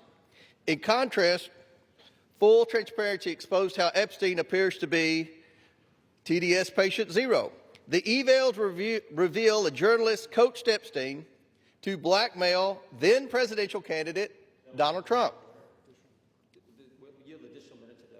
The gentleman is recognized. The files also show that a House Democrat colluded with Epstein during the 2019 oversight hearing to discredit witness with a vendetta against President Trump. And unsurprisingly, Democrats have been silent about their colleagues' coordination with Epstein. Another email shows Democrat fundraisers invited Epstein to an event or to meet privately with Hakeem Jeffries as part of their 2013 effort to win a majority. So Hakeem Jeffries' campaign solicited money from Jeffrey Epstein. That's what we found in the last document batch. The files underscore why former President Trump must appear for his deposition. We've subpoenaed him. To date, the Democrats have done nothing to help us secure his appearance. I support full transparency. The Oversight Committee will continue to work to get the truth to the American people and to get justice for the victims. That's our goal of this investigation. With that, I yield back. The gentleman yields back. Yeah, Mr. Speaker, we reserve. The gentleman reserves. The gentleman from Maryland is recognized. Thank you, Mr. Chairman. I should just point out that we've heard now from the two distinguished chairmen of the Judiciary and the Oversight Committee, and they've spoken almost exclusively to denounce Democrats. We have a bipartisan coalition here demanding the truth about the largest child sex abuse and trafficking ring, perhaps in American history, certainly in this century, and they want to just throw stones at the Democrats. What a remarkable failure of leadership we're seeing from the other side. And I imagine that the chairman of the Oversight Committee will follow up his spectacular failure in trying to impeach President Biden with his spectacular failure in trying to block the resolution we brought to the floor today. I'm happy to yield 1 minute. Excuse me, you're not recognized, whoever's speaking. And I'd like to yield 1 minute to the very distinguished minority leader on the House Oversight Committee. The gentleman is recognized. Thank you. And Mr. Speaker, it's wonderful to hear Republicans and certainly the chairman of our committee finally wanting transparency on this issue. It is time to end this White House cover-up now. Now, we know that Donald Trump has tried everything to kill our Jeffrey Epstein investigation, and he's failed. And now he's panicking. He's about to lose his Epstein vote to force the Department of Justice to release the files. And let's be crystal clear. Trump has the power to release the files today. He does not even need a vote. And he continues to defy the subpoena of the Oversight Committee to release all the files. What is Donald Trump hiding? What is Pam Bondi, the Attorney General, hiding? Why won't they release the Epstein files right now? And he must explain to the public why he moved sex trafficker and monster Ghislaine Maxwell to a cushy, low-security prison after her interview with Trump's personal lawyer. He should declare, and every Republican should say, that she does not deserve a pardon or a commutation. The gentleman's time has expired. I grant him 20 more seconds. We don't care how much money you have, what party you're in, how powerful you are. We should get justice for the survivors of Jeffrey Epstein. And our work on the committee is not over. Next up are the bank and financial records to follow and expose Epstein's network. Today, there should be a unanimous vote on releasing the files, and we will get justice. And with that, I yield back. And we reserve. The gentleman reserves. The gentleman from Ohio is recognized. Thank you, Mr. Speaker. I yield a minute and a half to the distinguished gentleman from California and member of the Judiciary Committee, Mr. Kiley. The gentleman from California is recognized. I have consistently called for the maximum possible level of transparency when it comes to the heinous crimes of Jeffrey Epstein. That's why I've consistently said I am inclined to vote for this bill, and it's why I will be doing so today. The victims deserve the truth. They deserve justice, and they deserve closure. For months, they've had to wake up every day and see the name of their tormentor on the front page of every newspaper, on every TV channel, as has the broader American public. This issue has been so politicized by so many people in so many ways, which is deeply unfortunate when we're talking about matters of the highest sensitivity and untold suffering. It is my hope that the passage of this resolution today, together with the work of the Oversight Committee, will lead to the expeditious release of all pertinent material so that we can move on. Let's get accountability, let's get answers, and let's get this over with. I yield back. The gentleman yields back. The gentleman reserves. Yeah, we reserve. The gentleman from Maryland is recognized. I yield 1 minute to the very distinguished gentlelady from Washington, a member of the Judiciary Committee. The gentlelady from Washington is recognized. Mr. Speaker, thousands of girls, children, were abused by Jeffrey Epstein and his massive and powerful ring of pedophiles and protectors of pedophiles. We can't say all their names here. We don't have time. But let's at least bring a few of the courageous survivors and their names onto the House floor right here as we debate this. Haley Robson, Jenna Lisa Jones, Michelle Licata, Ashley Rubright, Annie Farmer, Marina Lacerda, Rachel Benavides. These women have carried a burden that they never should have had to bear. And today they demand, we demand, the American people demand that we answer their clarion call to justice. Today, despite all the giant cover-up attempts by this administration and this Speaker of the House, we will vote to release all the Epstein files. To be clear, there is no protection for pedophiles, no protection for the rich and powerful men of either party who participated, who turned a blind eye, who winked and grinned while witnessing the horrific abuses of young children. Release all the damn files now. We reserve. The gentleman reserves. The gentleman from Ohio is recognized. Thank you, Mr. Speaker. I yield a minute and a half to the distinguished gentleman from North Carolina and member of our committee. The gentleman is recognized. Thank you, Mr. Speaker. I have been very supportive of this effort, specifically to bring justice to the victims of this horrific series of crimes. However, I have worked behind the scenes to raise concerns with this petition as it is currently drafted. Specifically, I believe that there is grave risk at harming innocent people. And I repeat, harming innocent people. When innocent people are harmed, that is not furthering justice. With an investigation of this size and a file that is as large as the Epstein files and as poorly defined as that is in this petition, there will invariably be people who are released pursuant to this discharge petition who had nothing to do with criminal activity. Imagine, if you will, a bellman, a waiter, some type of doorman, a mere social attendee who had no impact whatsoever on the criminal activities of Jeffrey Epstein, no participation. Their lives are forever ruined. And I'm reading specifically from the petition's language that prohibited grounds for withholding information in this file are embarrassment, reputational harm, or political sensitivity. And I would just submit, if you were going to be embarrassed, if you were going to suffer social harm, and that is all of the encompassed activity that you were a part of, you will be named in this petition. And I resent that. Innocent people should not be harmed when we are pursuing justice. I understand the political nature of this petition. I resent the fact that there was not room for good faith amendments. And I urge the Senate to protect innocent people. I yield back. He yields back.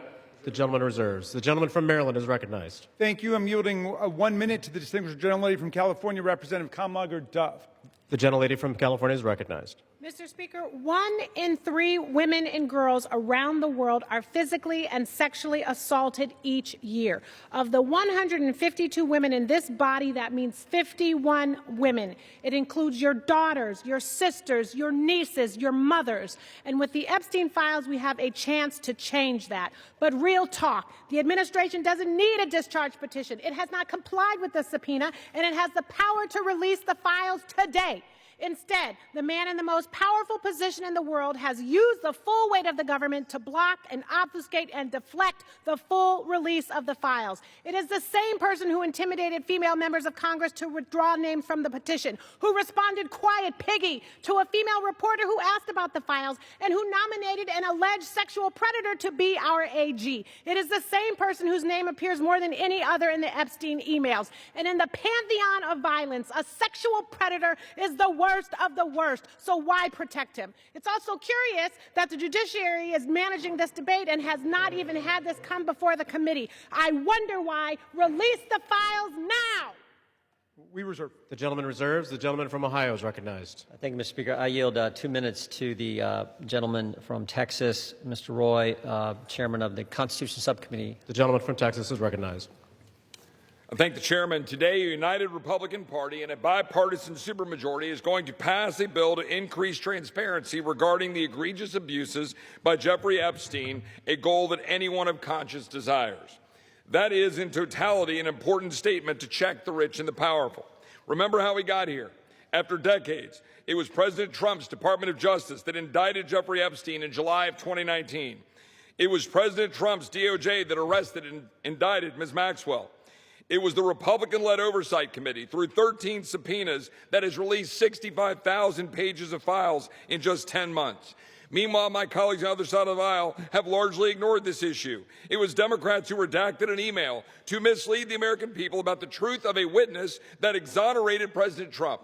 It was a Democrat, Representative Placette, who literally texted with Jeffrey Epstein as we questioned Michael Cohen. It was Democrats who shut down the government, resulting in the delay of swearing in of members. As we vote to pass this legislation, and it will pass, it is impossible, however, to avoid problems with its politicization. One colleague has offensively gone so far as to say that to oppose this bill means you support pedophiles. Yet I know good public servants, former law enforcement, former prosecutors who never knew Epstein, never knew any visitors to his criminal enterprise, who have genuine concerns about supporting this bill out of fear of creating new victims or harming existing victims or both. That is what we've reduced Congress to, inserting itself into the prosecutorial process for political motivations, driven heavily by hatred of President Trump. We should be concerned about victim privacy, concerned about risking disclosure of non-credible allegations, of child sexual abuse materials, future investigations. But here's the deal. The leaders of this nation must expose abuses by the rich and the powerful. That is why President Trump and the House have been working for full transparency. But we should be motivated by truth and justice for all, not politics. I yield back. The gentleman yields back. The gentleman reserves. The gentleman from Maryland is recognized. Thank you. I yield 1 minute to the distinguished gentlelady from Massachusetts, Representative Clark, the minority whip. The gentlelady is recognized. Thank you, Mr. Speaker. This should be an easy vote. This is about justice for the victims and survivors of Jeffrey Epstein. This is about every victim of trafficking and sexual abuse, monstrous crimes that thrive in secrecy and fear. Yet instead of shining a light on that darkness, just moments ago, Donald Trump defended the continued obstruction of releasing these files. Even as House Republicans prepare to vote yes today, Speaker Johnson is calling this a show vote. He's calling it dangerous. He is signaling the U.S. Senate to block it. Republicans continue to use their power to shield rich pedophiles from justice. If you can't stand up for these survivors, how can anyone trust you to stand up for them? I yield back. The gentlelady yields back. We yield. The gentleman reserves. Does the gentleman reserve? Yeah, we reserve. The gentleman from Ohio is recognized. We reserve. The gentleman reserves. The gentleman from Maryland is recognized. Yes, just very quickly, what happened under the Biden administration? Well, under the Biden administration, Ghislaine Maxwell was prosecuted for conspiring to sexually abuse and traffic girls in 2020. Right when it's in 2021, she was convicted. In December of 2021, after a month-long trial in Judge Nathan's courtroom, in 2022, Maxwell was sentenced to 20 years in prison under the Biden administration for sex trafficking and sexual abuse of minors. But when President Trump took office in January of 2025, they killed the investigation. They assembled all the materials, they got all the prosecutors together, and they terminated the investigation. I yield 1 minute to the distinguished gentleman from Illinois, Mr. Raja Krishnamurthy. The gentleman from Illinois is recognized. Thank you, Mr. Speaker. I rise in strong support to release the Epstein files. First, this issue is beyond party. It's a question of justice. Survivors have waited too long. Stop the delay. This is not a hoax. Release the files. Second, we must face a hard truth. Silence that shields the powerful is a betrayal of those they hurt. Congress must reject any attempt, including a presidential pardon or any form of clemency for Ghislaine Maxwell. This cannot be done. This would be a cover-up. We cannot allow clemency of any kind for Maxwell, not now, not ever. Survivors deserve justice. I urge a strong yes vote. Thank you. Yields back. I want to thank the gentleman for his eloquent remarks. Pardons are for people who are contrite. Pardons are for people who are repentant. Pardons are not for people who lie. Every member of this body should immediately, verbally, vocally denounce the idea of clemency, commutation, or pardon for Ghislaine Maxwell, and we reserve. The gentleman reserves. The gentleman from Ohio is recognized. Yeah, we reserve, Mr. Speaker. The gentleman reserves. I yield 30 seconds to Ms. Leisure Fernandez. The gentlelady is recognized. There were thousands of girls and young women abused, trafficked, and used by Epstein, the elite and the powerful who believed they could get away with it. Epstein told the young victims that he controlled the banks and the government. Those women refused to be silenced, and today they have pierced the dark with their light.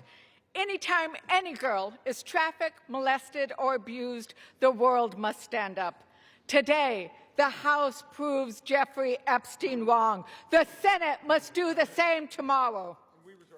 The gentleman reserves. The gentleman from Ohio is recognized. Thank you, Mr. Speaker. I yield 2 minutes to the gentleman from California. 1.5 minutes to the gentleman from California. The gentleman from California is recognized. I thank you, Chairman. Mr. Speaker, a minute and a half or an hour, the words would still have to be the same.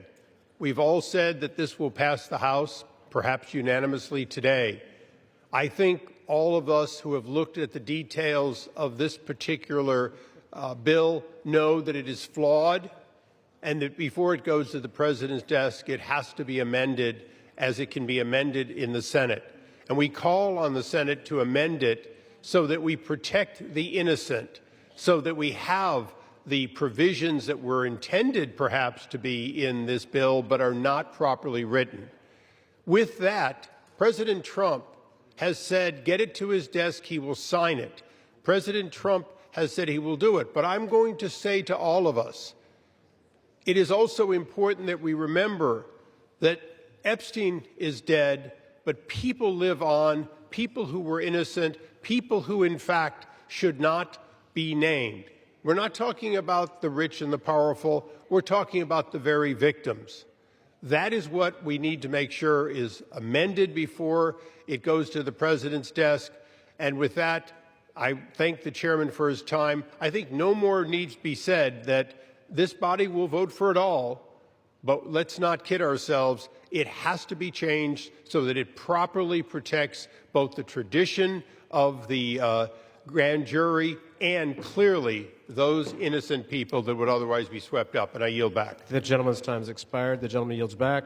The gentleman reserves. The gentleman from Maryland is recognized. This whole bill is about protecting the innocent, Mr. Speaker. The Senate must pass the bill as we are passing it today and as the President has said he would sign it after changing his position on the bill over the weekend when he could see the tidal wave of public opinion moving against him. Let's pass this bill, pass it in the Senate, sign the bill, and let us go ahead and release the complete file. I yield 30 seconds to the distinguished gentlelady from Arizona, Representative Ansari. The gentlelady is recognized. Mr. Speaker, the walls are closing in on Donald Trump and his rich and powerful friends who either abused or raped children or were enabling and complicit in these heinous crimes for decades. This vote today matters, but here is the truth. Donald Trump could direct the Department of Justice to release the files today. He is choosing not to. They are already under subpoena, led by oversight Democrats, and have refused. This is an ongoing cover-up by the Trump White House, and Mike Johnson and the House has been complicit. What is Trump hiding? Why not release the files today? This is a time has expired. Release the files today. Thank you. The gentlelady's time has expired. The gentleman reserves. The gentleman from Ohio is recognized. Thank you, Mr. Speaker. I yield 2 minutes to the distinguished gentleman from New Jersey, Mr. Van Drew. The gentleman from New Jersey is recognized. Today I want to talk about hypocrisy. Let me be clear. I was from Jumpstart, a co-sponsor of this very bill. From the beginning, we should never protect pedophiles. But for months, my Democratic colleagues have done what they think is politically convenient through all the yelling, through all the tears, through all the sadness. They say releasing the Epstein list is of grave concern to them. If that was true, where were they during the 4 years of the Biden presidency? Why didn't they demand the release of these files from Jump Start in year 1? Mr. Speaker, why didn't they ask for them in year 2? Or if that wasn't good enough, maybe in year 3. They had control, or not even in his final year of office. Other than a single letter the ranking member wrote in 2019, a single letter, not one Democrat on the committee spoke out about Epstein or his victims of this very terrible tragedy, other than to say that he didn't like the plea deal. Let me say this. When they stand here today insisting how badly they want these files released, why didn't they do it? Yet they stayed silent for year after year after year after year under Joe Biden. It's impossible. Mr. Speaker, it is impossible to see that as genuine. What I see is a group more focused on scoring political points and drama than on protecting abused children. The record is clear. Under Republicans, far more information has been released in the last 6 months than was done during all 4 years of the previous presidency under Joe Biden. We've actually been the party of transparency. We've released the information. We've told the truth. Unfortunately, and I'm sad to say it, they have been the party of hypocrisy. Mr. Chair, I yield back. The gentleman yields back. The gentleman reserves. The gentleman from Maryland is recognized. You know, I've never heard a more defensive presentation in my life than what we're hearing from over there. The gentleman should spend a little less time pointing out hypocrisy and a little more time trying to ferret out cruelty, humiliation, and rape. And that's what we're working on. I yield 30 seconds to the distinguished gentleman from California, Mr. Min. The gentleman from California is recognized. I want to remind you that we are all here voting on this bill because President Trump, who has the power to release the Epstein files at any time, has refused to do so, calling this a hoax. We're here because Speaker Mike Johnson and President Trump have gone to extraordinary lengths to try to kill and delay the discharge petition, including refusing to seat Adelita Grijalva for over 40 days and threatening House Republicans who signed on. Now, several of my Republican colleagues have accused those of us House Democrats who support justice here of having Trump derangement syndrome. You all suffer from something much worse, which is pedophile protection syndrome. Stop protecting pedophiles. Release the Epstein files. The victims deserve justice. I yield back. We reserve. Members are reminded to direct their comments to the chair. No kidding. The gentleman from Maryland reserves. The gentleman from Ohio is recognized. We reserve. The gentleman from Ohio reserves. The gentleman from Maryland. I'm yielding 30 seconds to my friend, Representative Walkinshaw from Virginia. The gentleman is recognized. For years, Mr. Speaker, we have watched dangerous conspiracies like Pizzagate and QAnon shape our political landscape. They help fuel the rise of President Trump and were built on baseless claims about secret pedophile rings, while the real documented case of child sex trafficking involving Jeffrey Epstein remains shrouded in secrecy because President Trump refuses to release the files. What is President Trump hiding? Why won't he release the files? The House finally has the opportunity to act, release the files, and let the American people see the truth. I yield back. The gentleman yields back. We reserve. The gentleman reserves. The gentleman from Ohio is recognized. We reserve. The gentleman reserves. The gentleman from Maryland is recognized. Granting 30 seconds to the very distinguished gentlelady who is finally with us, Representative Adelita Grijalva from Arizona 7th. The gentlelady is recognized. Thank you, Mr. Speaker. I rise today to acknowledge the survivors, family members, and advocates who are here today and have never given up. The legislation in front of us, at its core, is about something very simple. The survivors deserve justice. The American people deserve the truth. To every survivor watching, your courage is inspiring. You are the reason why this vote is happening today. Protecting women and children from pedophiles should not be a Democratic issue, should not be a Republican issue. It should be a human rights issue and a matter of justice. I urge my colleagues to vote yes on the Epstein Files Transparency Act. I yield back. Thank you. Thank you, and we reserve. The chair will remind all persons in the gallery that they are here as guests of the House and that any manifestation of approval or disapproval of proceedings is in violation of the rules of the House.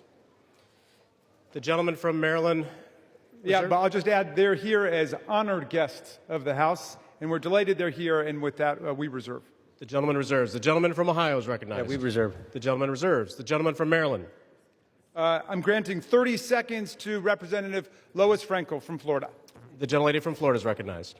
Mr. Speaker, for far too long, the survivors of Jeffrey Epstein's abuse were failed by a justice system that minimized their suffering and prosecutors who treated young girls as if they were criminals. That was wrong, and I am here with my colleagues to promise this. We will get to the bottom of why the Epstein survivors were treated so badly, who made those decisions, and who were they protecting. No more secrecy, no more excuses. We all deserve the truth, and I thank the survivors for their courage and perseverance. Your voices are being heard. The gentlelady yields back. The gentleman reserves the balance of his time. The gentleman from Ohio. Thank you, Mr. Speaker. I yield 1 minute to the distinguished gentleman from the great state of Louisiana, the Speaker of the United States House of Representatives, Mr. The gentleman from Louisiana is recognized. Thank you, Mr. Speaker. Thank you, Chairman Jordan, for doing such an extraordinary job on all of this. For 43 long days, the Democrats held this House and the entire country hostage. Finally, with the lights back on, this body's returning to our regular legislative session. We have a lot of work to do. My colleagues on this side of the chamber are ready and eager to get back to our urgent legislative work that we promised the American people we would do. We've got to continue lowering the cost of health care. We've got to bring down prices for American families, and we've got to finish the regular appropriations process, just to name a few of those priorities. And I wish I could say that our first order of business would be to get to those urgent priorities, but of course we're here spending time on the floor about something else. This is something we could have resolved last week when we brought a unanimous consent to pass this discharge with the full support of the body. But our friends over here who are arguing today stalled that. They objected to it, and they wanted to have this exercise instead. And that's why we say that this is a show vote. That's what this is. They're making a show of it. And it really is a shame. We have some heroic women in the chamber today. I met with many of them a while back.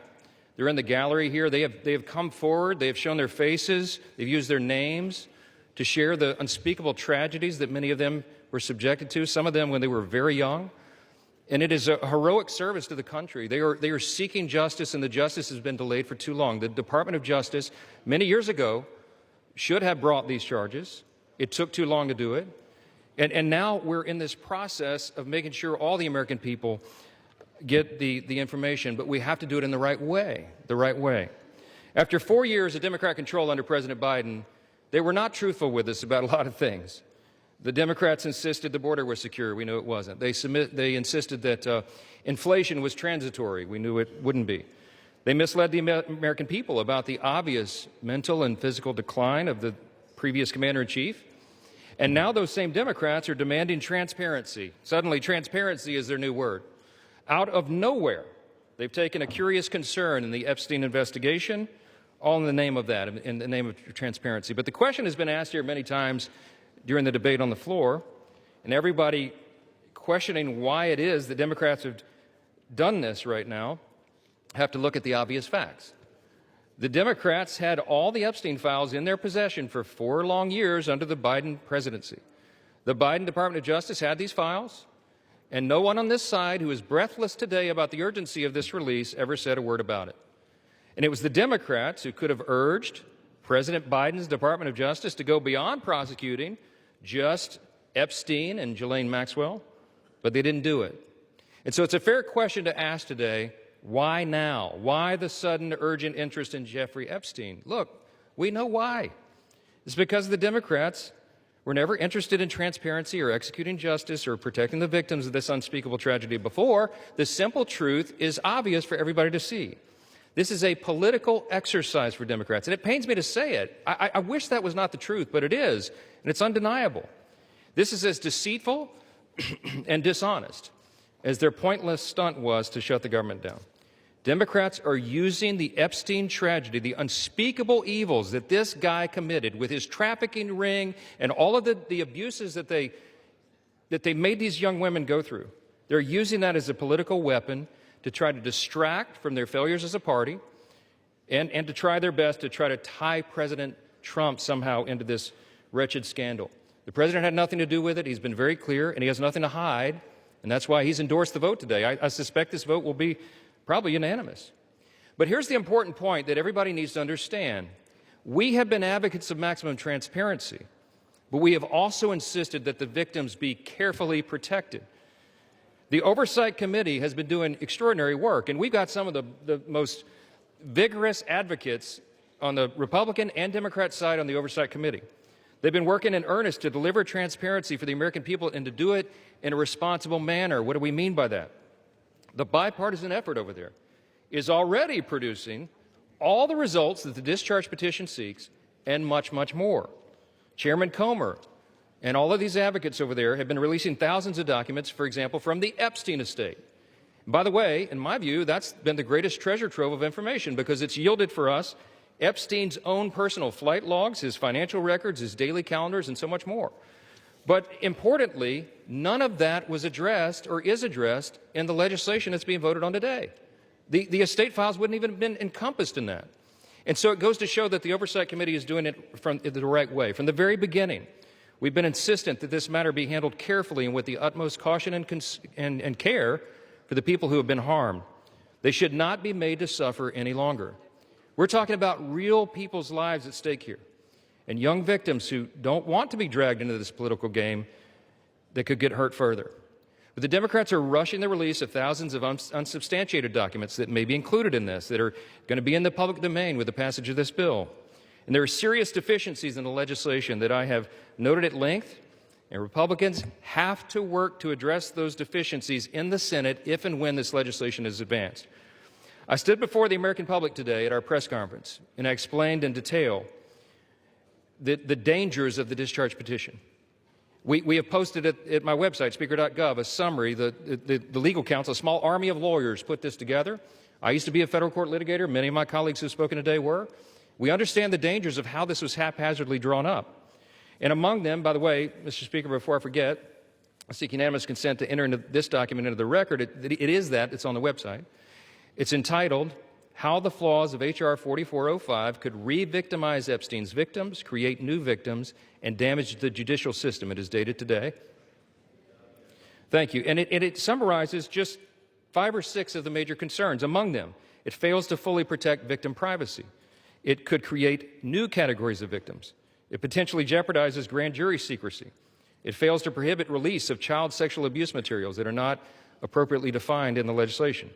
It jeopardizes future federal investigations, and we have national security concerns regarding classified information. We'll put this in the record because we need the legislative record to reflect what is the legislative intent behind this vote. I used to litigate cases. We would litigate federal statutes and whether or not they could survive, and legislative intent is important. And we need to say clearly for the record, as a Speaker of the House, I'm saying to you, this legislation that will pass today is flawed and it must be amended. The question is, why didn't we amend it here before we passed it? Because the authors won't allow it. Because under the rules of the House, under a discharge petition, they have to agree to consent for the legislation to be amended, and they're not doing that.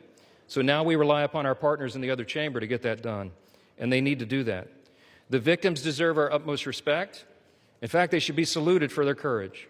And the young women who have not come forward, who are now, some of them are middle-aged women who have not come forward, also deserve our respect, and they deserve to be protected. Republicans support transparency. We want maximum transparency, especially when it comes to disclosing the names of anybody who had anything to do with these evils, anybody who conspired with or aided in any way Jeffrey Epstein. They must be brought to justice. We want the bill to be amended so it doesn't, at the same time, violate victim privacy, create new victims, disclose the names of any whistleblower or informant, cause the release of grand jury materials or child sexual abuse materials, or undermine our national security. And if and when the Senate takes this up, we will work with our colleagues over there to make sure that these things are corrected. I'll just close with this simple thought. We've been at this a while. It's drug on for a while, but it's time for this to come to light. I expect that this will be a unanimous vote, and it will reflect what I think every member in this chamber, and I'll say this now, at least in recent days, every member of the chamber on the Democrat side, they didn't say anything for 4 years, but they're for maximum transparency now, and so is this side. But we want to do it in a respectful and careful manner so that we don't subject innocent people to further harm. And that has been the whole thing. I told all my members today I'll be voting yes on this, and I suspect almost everyone will. We'll send it to the Senate, and we hope it's corrected. Thank you for the time, Mr. Speaker, and I yield back. Gentleman reserves. The gentleman from Maryland is recognized. I'm yielding to Mr. Gomez for the sole purpose of making a parliamentary inquiry. Mr. Gomez is recognized. Mr. Speaker, I rise to ask a point of parliamentary inquiry. Is this an appropriate time to point out that the Republicans named Children's Savings Account in their so-called One Big Beautiful Bill after Donald Trump, someone connected to one of the most notorious pedophiles in this country, or that the Speaker of the House just lied on the floor by stating that there was protection, there isn't protections for the victims in the Epstein bill? The gentleman is no longer recognized. The gentleman from Maryland, you are recognized. Thank you. I am prepared to close. I've got no more speakers on my side. The gentleman reserves. Gentleman from Ohio is recognized. Thank you, Mr. Speaker. No. Gentleman from Ohio has 30 seconds. Can I inquire how much time is remaining? 30 seconds.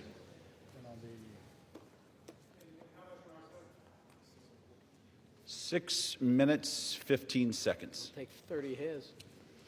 We reserve. Gentleman reserved. Gentleman from Maryland is recognized. I'll take the opportunity of the Speaker's presence to respond to some of the things that he said. In the very presence of the victims and the survivors who come to join us today, the Speaker said that now would be a time we should be working on urgent legislative work. Mr. Speaker, justice is urgent legislative work. The truth is urgent legislative work. The Speaker says, why now? Why now? Well, Mr. Speaker, you were the one who refused to swear in Adelita Grijalva for 50 days. We would have done it 50 days ago, but she provided the 218th signature on the discharge petition. So why now? It was because of your dilatory tactics, your delay, your postponement of it. Now, the gentleman says that there are not sufficient protections. There are protections in the bill for the victims to make sure that their names will be redacted. And yet we hear even the Speaker of the House of Representatives openly inviting the U.S. Senate to start finger painting on this bill, which we have waited more than 5 months to bring to the floor. The Senate should pass the bill exactly as it's written. The President should sign it exactly as he said he would when he finally changed his mind. And the Epstein file must be released. Moreover, if the President is serious about what he's saying, he's got the power to release the Epstein file right now. Nobody's stopping him. It's within his possession. It's within his control. He can release the whole thing, and he can redact the names of the victims and others who are innocent in this process. Mr. Speaker,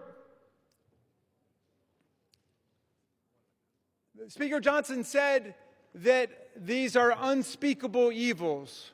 Well, because of the bravery and the invincible courage of the women who've joined us today, they're no longer unspeakable.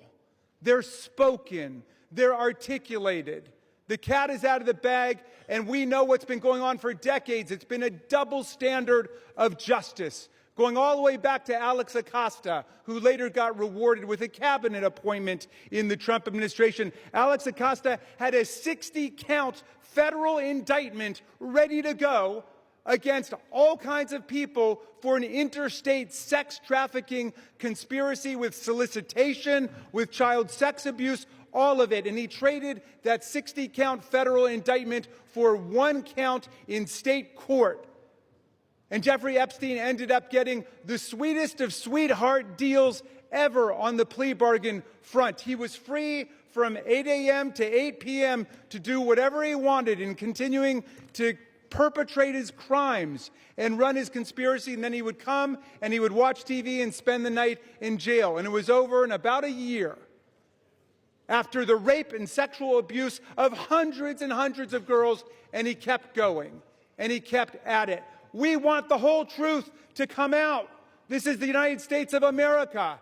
Even the British monarchy wouldn't put up with this. How about the American democracy? How about we say, no way, we're not going to allow this cover-up to go on for 1 day more. And I'm glad the President changed his mind after pulling out all the stops to try to get one of our Republican colleagues to change their mind, to remove their name from the discharge petition, he gave up. And I want to salute the gentlelady from Colorado from having the courage to stand her ground in the Situation Room in the White House and say, no, she wasn't going to be bullied. No. So I'm glad the president changed his mind. But let's be clear, Mr. President, you've got the power today to release the entire file. That's what you called for. That's what Pam Bondi called for. That's what Kash Patel called for. So we don't need anybody calling for the Senate to slow things down for more weeks and more months. The American people have had it. We'll reserve. Gentleman reserves. Gentleman is reminded to direct your comments to the chair and not your colleagues. The gentleman from Ohio is recognized, and you do have 90 seconds remaining. Correction. Thank you, Mr. Speaker. I yield 30 seconds to the gentleman from Texas. Gentleman from Texas is recognized. The Democrat Party, with help from the dishonest media, used the Epstein files not to seek justice from the victims, but to smear President Trump. And it's sickening, quite sickening. The Democrats have used the Epstein files to distract the American people from the wins President Trump and his administration have delivered for the American people for the last 11 months. I'm proud to work with my Republican colleagues on the House Oversight Committee in coordination with the Justice Department. 65,000 pages of documents related from Epstein released. What have my Democrat colleagues done? They selectively leaked and altered documents to mislead the American people. As President Trump has stated, we have nothing to hide here. I'm voting to release the files so that we can move on from this smear campaign the Democrats have manufactured. God bless Gentleman's Donald J. time Trump. has expired. Gentleman from Maryland is recognized. Reserve the balance of my time. Gentleman reserves. Gentleman from Ohio reserves. Gentleman from Maryland is recognized. All right. How much time do I have to close? You have 2 minutes.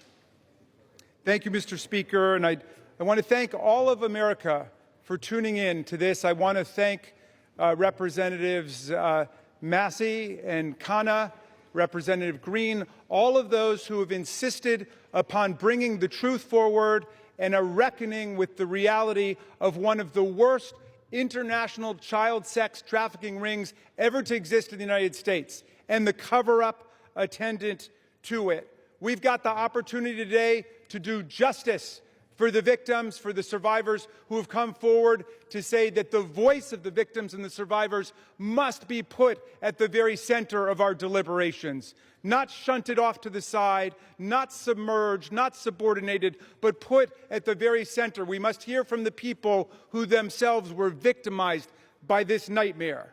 Now, our colleagues across the aisle seem to want to make this into some sort of partisan contest. I haven't heard so much talk about the Democrats since the Democratic National Convention. And all that we've done here is to say we want to bring the truth forward along with a bipartisan group. We don't want the Senate monkeying around with this in order to slow things down. We want it passed in the Senate. We want it signed. And before that, if the president is true to his word and he wants to see all of this come to light, he can release it now instead of fighting, kicking, and screaming every step along the way. But I'm glad he's changed his mind, and I hope he maintains the momentum he's got to stick with the vast majority of the American people who want to see that the truth is done here. And while he's at it, the administration could reconsider their terrible policies gutting federal offices and programs designed to combat violence against women. The DOJ terminated hundreds of grants to police departments, defunding the police when it comes to investigating violent sex crimes and to support victims. His DOJ destroyed programs to combat international human trafficking rings. Let's get back on the side of the women. I yield back. Gentleman yields back. The gentleman from Ohio. Thank you, Mr. Speaker. Thank you, Mr. Speaker. The Speaker Johnson said it right. Why now after 4 years of doing nothing? Because going after President Trump is an obsession with these guys. Best example is John Brennan testified in front of our committee under oath, said he was not involved with the dossier. Only problem is Tulsi Gabbard declassified a report, released that report, and it said exactly the opposite. And she related a story in there where a CIA official went up to Mr. Brennan and said, we shouldn't include this in the report. And John Brennan's response was, yeah, but doesn't it ring true? Forget the facts, forget the truth, go after Trump, put it in. Same dynamic at work here. We're all for protecting innocent victims. We're all for exposing the bad guys who did bad things.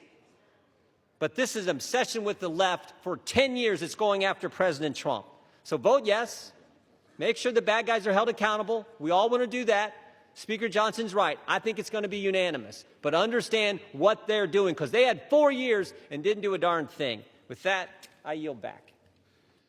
Gentleman yields back. The question is, will the House suspend the rules and pass the bill H.R. 4405? Those in favor say aye.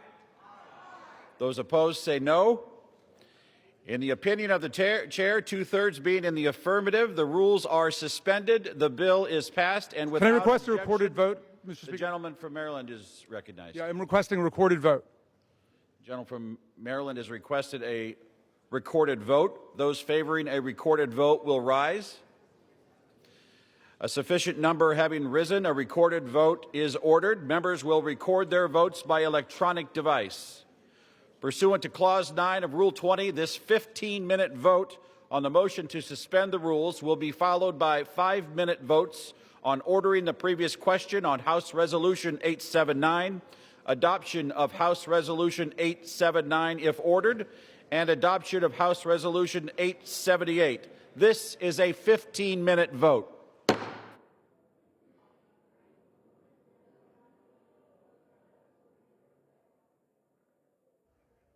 The gavel has come down, the vote clock is ticking, and the U.S. House of Representatives is now voting on a measure to release the files associated with the investigation into Jeffrey Epstein after weeks of a pressure campaign by a strange bedfellow group of lawmakers and abuse victims of Jeffrey Epstein. The House of Representatives is now voting. Max Cohen, who covers Capitol Hill with Punchbowl News, is joining us now to talk about the vote. Max Cohen, what does this measure do? Sure. So this measure would compel the Justice Department to, as you mentioned, release all files related to their investigation of Jeffrey Epstein, in addition to Ghislaine Maxwell, his accomplice in many of these crimes as alleged by the DOJ. It also would include some measures that would allow the Attorney General, Pam Bondi, to conceal some records if it conflicted with an ongoing investigation or if it included underage victims or any other sort of personal identifying documents. So there are some instances in this bill where not all records would be released, which is an interesting debate as we heard Speaker Johnson and Democrats clash about the contents of this discharge petition. That's right. We also heard from the Speaker that he expects this to be a unanimous vote. Why is he making that prediction now? Because President Donald Trump has done a very big 180 on this issue. And now this is no longer a forbidden vote for House Republicans. If President Trump, as he now says, is in favor of this measure passing, there's suddenly no political penalty at all for House Republicans to pay. And of course, every single House Democrat was signed on to that discharge petition and already has pledged to support this. So we are expecting, as Speaker Johnson said, to see every member of the House vote for this, because at this point, why would anyone oppose it if Trump's for it and it only benefits Democrats in their minds politically? What do you make of committee chairmen like James Comer and Jim Jordan now voting yes on this as well? It's remarkable. I mean, this is really a drastic change from where things were just a couple of days ago when House Republican leadership was arguing this discharge petition was only a distraction, that this discharge petition only took away from the work that the Oversight Committee was doing, that the Judiciary Committee was doing. But again, as with the modern Republican Party, so much of what their members believe is dictated by the leader, that's President Donald Trump, and because he's now fully in favor of this, he knew that this vote would likely pass, and to avoid further embarrassment of having his own members go against him, Trump has decided the best thing to do is to rally around the party and say, look, let's release this information. And remember, he wants to say, focus on Democrats involved and not to make this a Trump versus his own party issue. There was an unlikely alliance that brought this measure to the floor. Go back and tell our viewers, in case they missed it, who put the pressure on the Republicans and the president to get this measure on the floor today for this vote? Sure, it was a number of House Republicans, Thomas Massie, Marjorie Taylor Greene, Lauren Boebert, Nancy Mace. These were the 4 House Republicans who defied their party leadership to join with every single House Democrat to sign the discharge petition, to bypass the traditional committee process, and to go around leadership. Every one of those members I just mentioned had their own individual motivations for this. You know, people like Marjorie Taylor Greene, who recently had a falling out with the president, said it's important to have these victims' voices heard. Nancy Mace, Boebert, and Massey said similar things. And all of these Republicans, who at one time were very strong supporters of Trump, strong allies of Trump, they made the bet that their Republican voters, the Republican base who long demanded the full release of the Epstein files, they thought their voters would support them even though the president was attacking them. And I think that bet seems to have paid off given the way Trump has shifted on this issue. What happens next? Sure. Sorry, go on. Yeah, absolutely. I mean, as we were just told by the speaker, he expects unanimous vote here. So then what happens? The bill would then make its way to the United States Senate. Senate Majority Leader John Thune has not yet said what he will do with this bill, but I think it's fair to say now that President Trump is in support of it, this will come up for vote in the Senate. I think we can say that with a good deal of confidence. The question we're now looking at covering the Senate is this going to be a unanimous consent where no one's on the record, or will Democrats try to force every single senator to vote yes or no on this discharge petition? There is also talk of the Senate amending this discharge petition further, which is what Speaker Johnson was mentioning earlier today at his press conference. Speaker Johnson believes, even despite the measures in place to protect some of the victims, that this bill needs further amendments. So it's over to the Senate. If the Senate passes that and amends it, the House will vote on it again. And then we expect President Trump to sign this into law as he has pledged to do. And then we'll see what the DOJ does. I do want to make clear, though, that even if this is signed by Trump and passes both chambers of Congress, there is an expectation that the Justice Department may say in large part, look, we cannot release some of this information. It's related to an ongoing investigation. The House would have to vote again. Let's talk about that a little bit more. Do you expect the same outcome? I do. I think once the Senate amends, if the Senate amends the bill and gives it back to the House, I don't see any members flipping just because, as I mentioned before, Trump is in favor, the GOP leadership is calling for these changes, and I think all Democrats, even with amendments, still support the basic structure of the bill, which is to give transparency and release what available files the Justice Department has on Epstein and his accomplices. When you spoke about the Republicans who were pushing for this measure to get to the floor through this discharge petition, what role did senior White House officials play in trying to pressure some of those women that you listed to take their names off of the petition?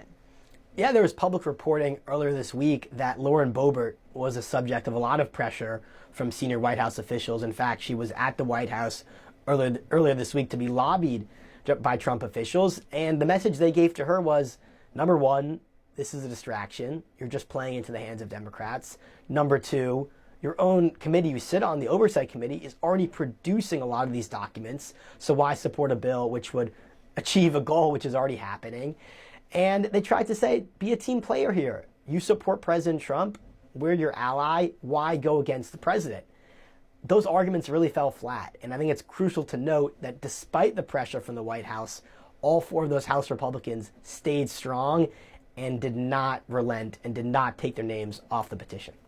We heard from Representative Marjorie Taylor Greene earlier today. We were just showing our viewers video of her standing next to Thomas Massie and Ro Khanna. They had a news conference with survivors of abuse by Jeffrey Epstein. And at that news conference, Marjorie Taylor Greene said, this Epstein release debate has caused the MAGA movement to rip apart.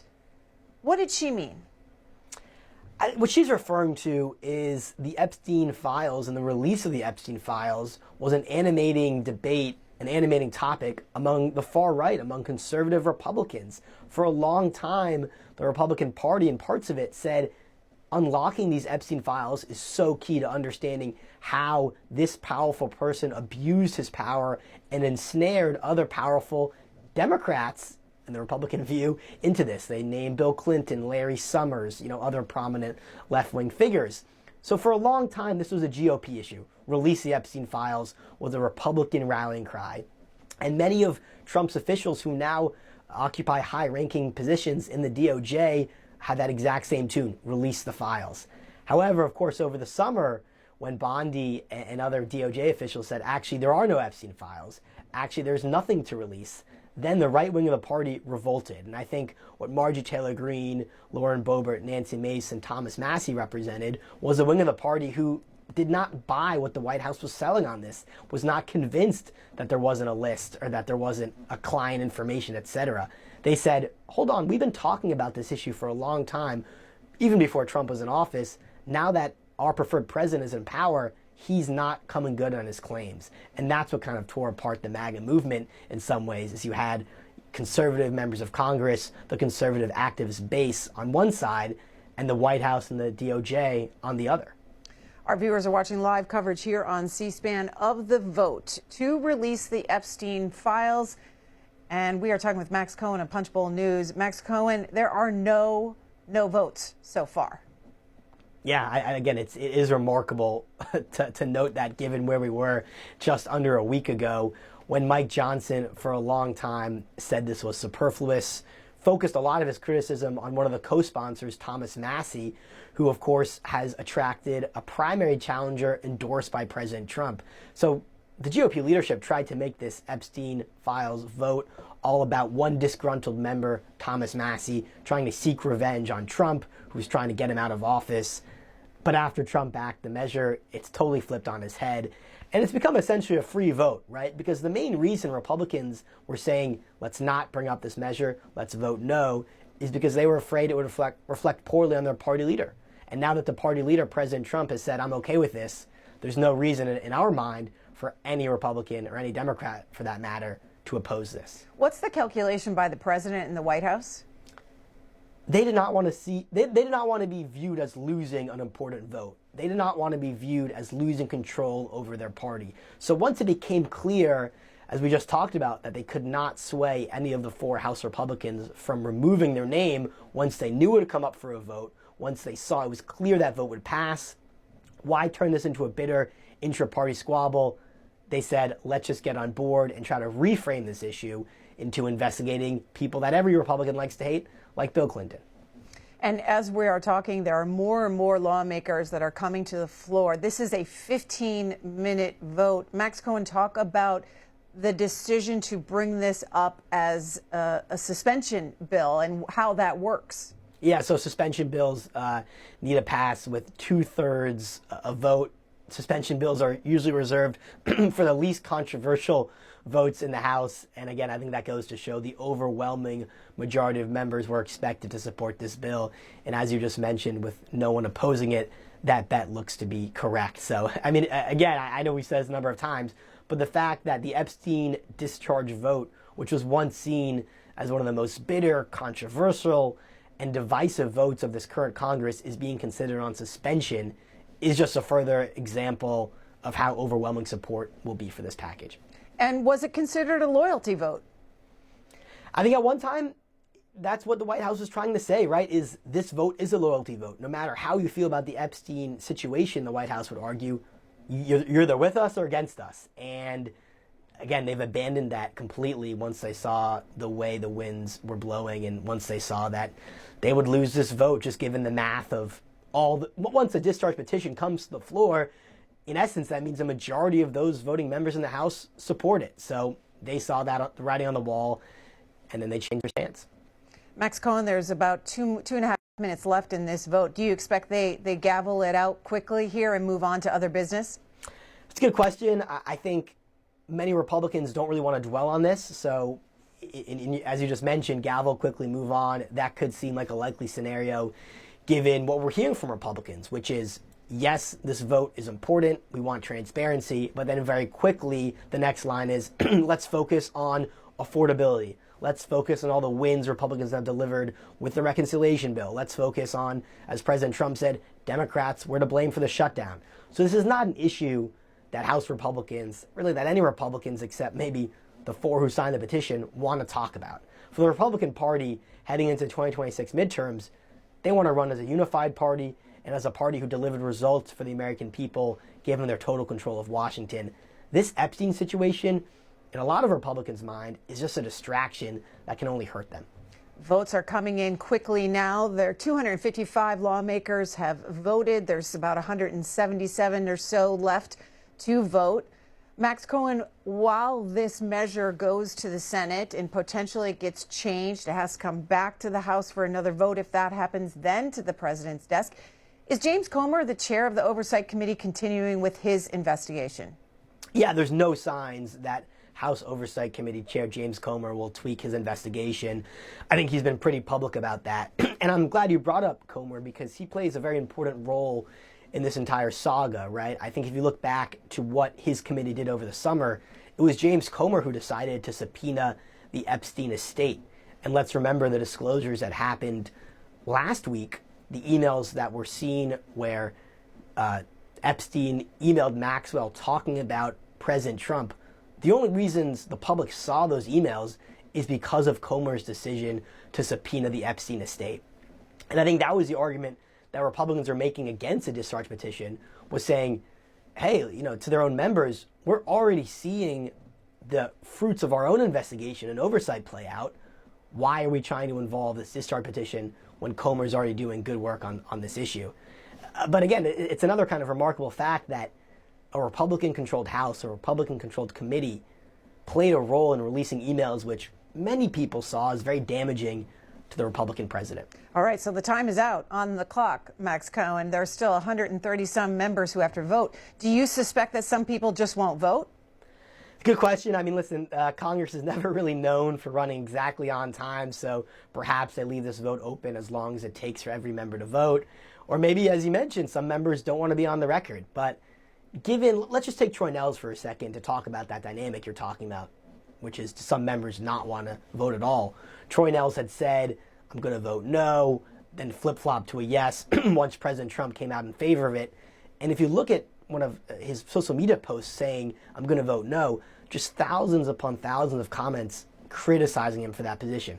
Now, of course, social media is not real life, I want to make clear, but it's indicative of where the energy is. So I believe if you're a lawmaker who's concerned about this, not voting, in my opinion, is almost the same as voting no to people who feel very strongly about the release of the files.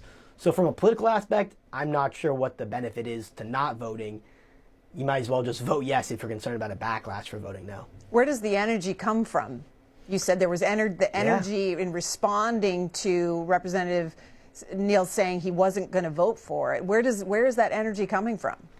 The Jeffrey Epstein saga and all of the revelations about the horrific acts which he is alleged to commit.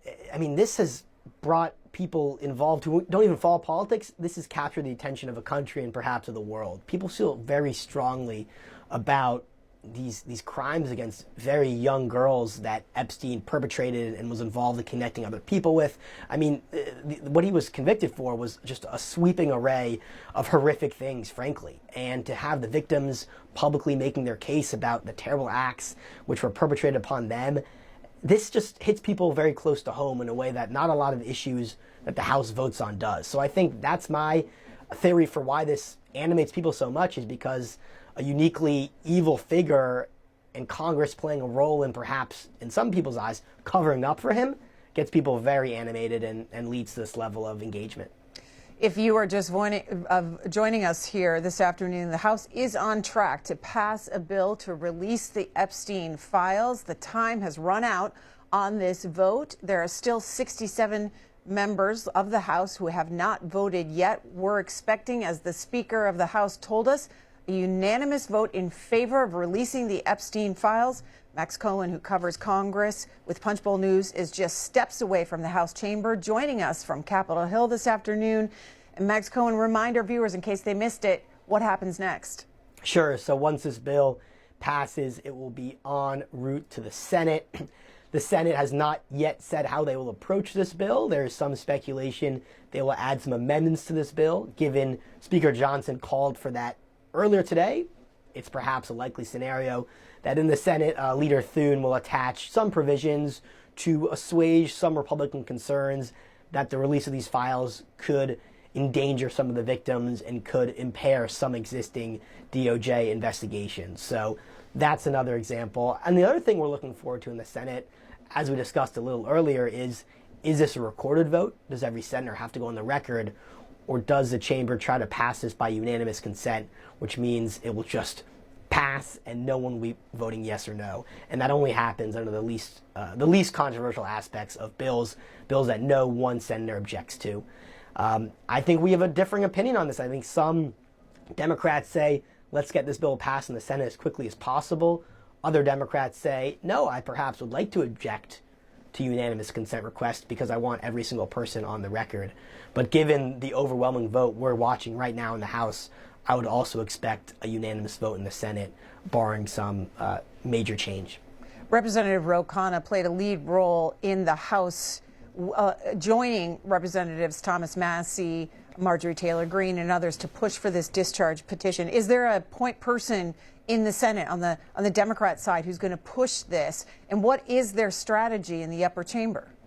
Senate Minority Leader Chuck Schumer put out a statement earlier today saying as soon as this passes the House, he's going to move to advance this bill in the Senate. So I'd say Schumer is playing a similar role to Ro Khanna at least. But I do want to make the point that, frankly, there isn't a corresponding figure because for so long, the assumption from the journalist class in D.C. and also from the political class was even if this did pass the House, it would die in the Senate because we were operating under the assumption that even this passed the House, Trump would still be against it, and Trump would direct Majority Leader Thune to not even bring this up for a vote in the Senate. However, everything has changed in the past couple of days once Trump came out in favor of this discharge petition. So there hasn't been time or even attention on the Senate in the same way the House has for there to have been a corresponding Democratic champion. Max Cohen, I'm going to jump in because we are getting a wide shot of the House chamber right now. And this is really interesting because you can see the public gallery is full. It is full inside the House chamber. Who's there? I think many members of the public who traveled here to watch this vote, who care about the issue, are there. I think perhaps some of the victims the Epstein victims who spoke at a press conference earlier today on Capitol Hill might be in attendance. And as I mentioned earlier, this is such a personal issue for so many that many members of the public want to be in D.C., in the Capitol, in the House chamber when this passes to see this monumental moment. And this is a good time to remind our viewers that we don't control the cameras in the chamber. They are controlled by the U.S. House of Representatives. We bring you gavel to gavel, uninterrupted coverage of floor debate and votes, but we don't control those cameras in there. Max Cohen, because we don't control those cameras, it's interesting to get those different shots rather than just what's happening in the well. Explain the dynamic of the chamber. Yeah, I mean, in the House chamber, during a vote like this, when almost every single member is on the floor, you see some pretty fascinating exchanges between members. Most members congregate in terms of their own party. You have Republicans on one side, Democrats on another. But some of the best nuggets we get as reporters is from sitting in the House chamber and seeing the rare instances when some Republicans talk to Democrats and vice versa. And being on the House chamber also, I mean, this is where so much of the work of Congress gets done. The face-to-face interaction between members, lobbying for a specific bill, lobbying for committee assignments, lobbying maybe even for political favors, etc., endorsements. It all happens in the House. All right. Well, we have one vote here, Max Cohen, and it's Clay Higgins, Republican of Louisiana, has voted no. The sole no vote so far here. And there's 9 lawmakers who haven't voted. That's interesting. So it's not a unanimous vote. Clay Higgins, conservative Republican from Louisiana, someone who is a strong ally of President Donald Trump. I can't say I know right now what his reasoning is for voting no. I'm sure he'll be mobbed by my colleagues and fellow reporters after this vote ends. But that is a notable vote because it shows that this is not unanimous. Overwhelming support, sure, but having one no vote out there is going to be interesting. I think Clay Higgins is where many Republicans were just a couple days ago, who might have thought this is a distraction, who might have thought there's no reason the House should be voting on this when the Oversight Committee is already investigating. So some potential theories there for a no vote, but still very notable that not every single member is voting yes. Scott Wong, who covers Capitol Hill for NBC, notes Danny Davis, Democrat of Illinois, voted no, but then changed to yes. I don't know if that was just a mispush of the button, or do you know something more, Max Cohen? No, I mean, listen, those mistakes happen. Sometimes they're not caught. So interesting that he's changed it right away. But there have been some instances in recent memory when members have voted one way, after the vote's closed, have to release a statement saying, I messed up, I voted the wrong way. Danny Davis, also, I should note, is retiring at the end of this cycle, and his primary challengers have criticized him for not being fully present and saying he's not up to the task given his age. So just a theory there, but who knows? We are down to 6 lawmakers who have not yet voted. Right now, the vote is 427 to 1. Clay Higgins is the only Republican, only lawmaker to vote no on releasing the Epstein files.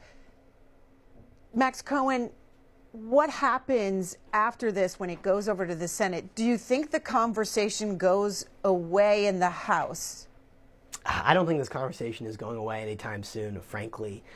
The White House would prefer it to be over. They would prefer this conversation to be done and dusted so they can focus on their strengths. But because this is such an engaging issue for many Americans who don't normally tune into the political process, so many Americans who have read and researched and seen the acts committed by Epstein and his accomplices, I think this is not going anywhere. And of course, even after the House has acted, when President Trump signed this into law, remember, the fact about this bill is that it's going to require the DOJ to release things, release new records, internal communications, documents, files that will shed light on the investigation. So really, this is just the beginning of this news cycle in some ways, because after Congress does its job, it's over to the DOJ. And I should note, in the discharge petition text, it gives the DOJ 30 days upon which they need to release all these files. So that's a timeline we're looking at once this is signed into law.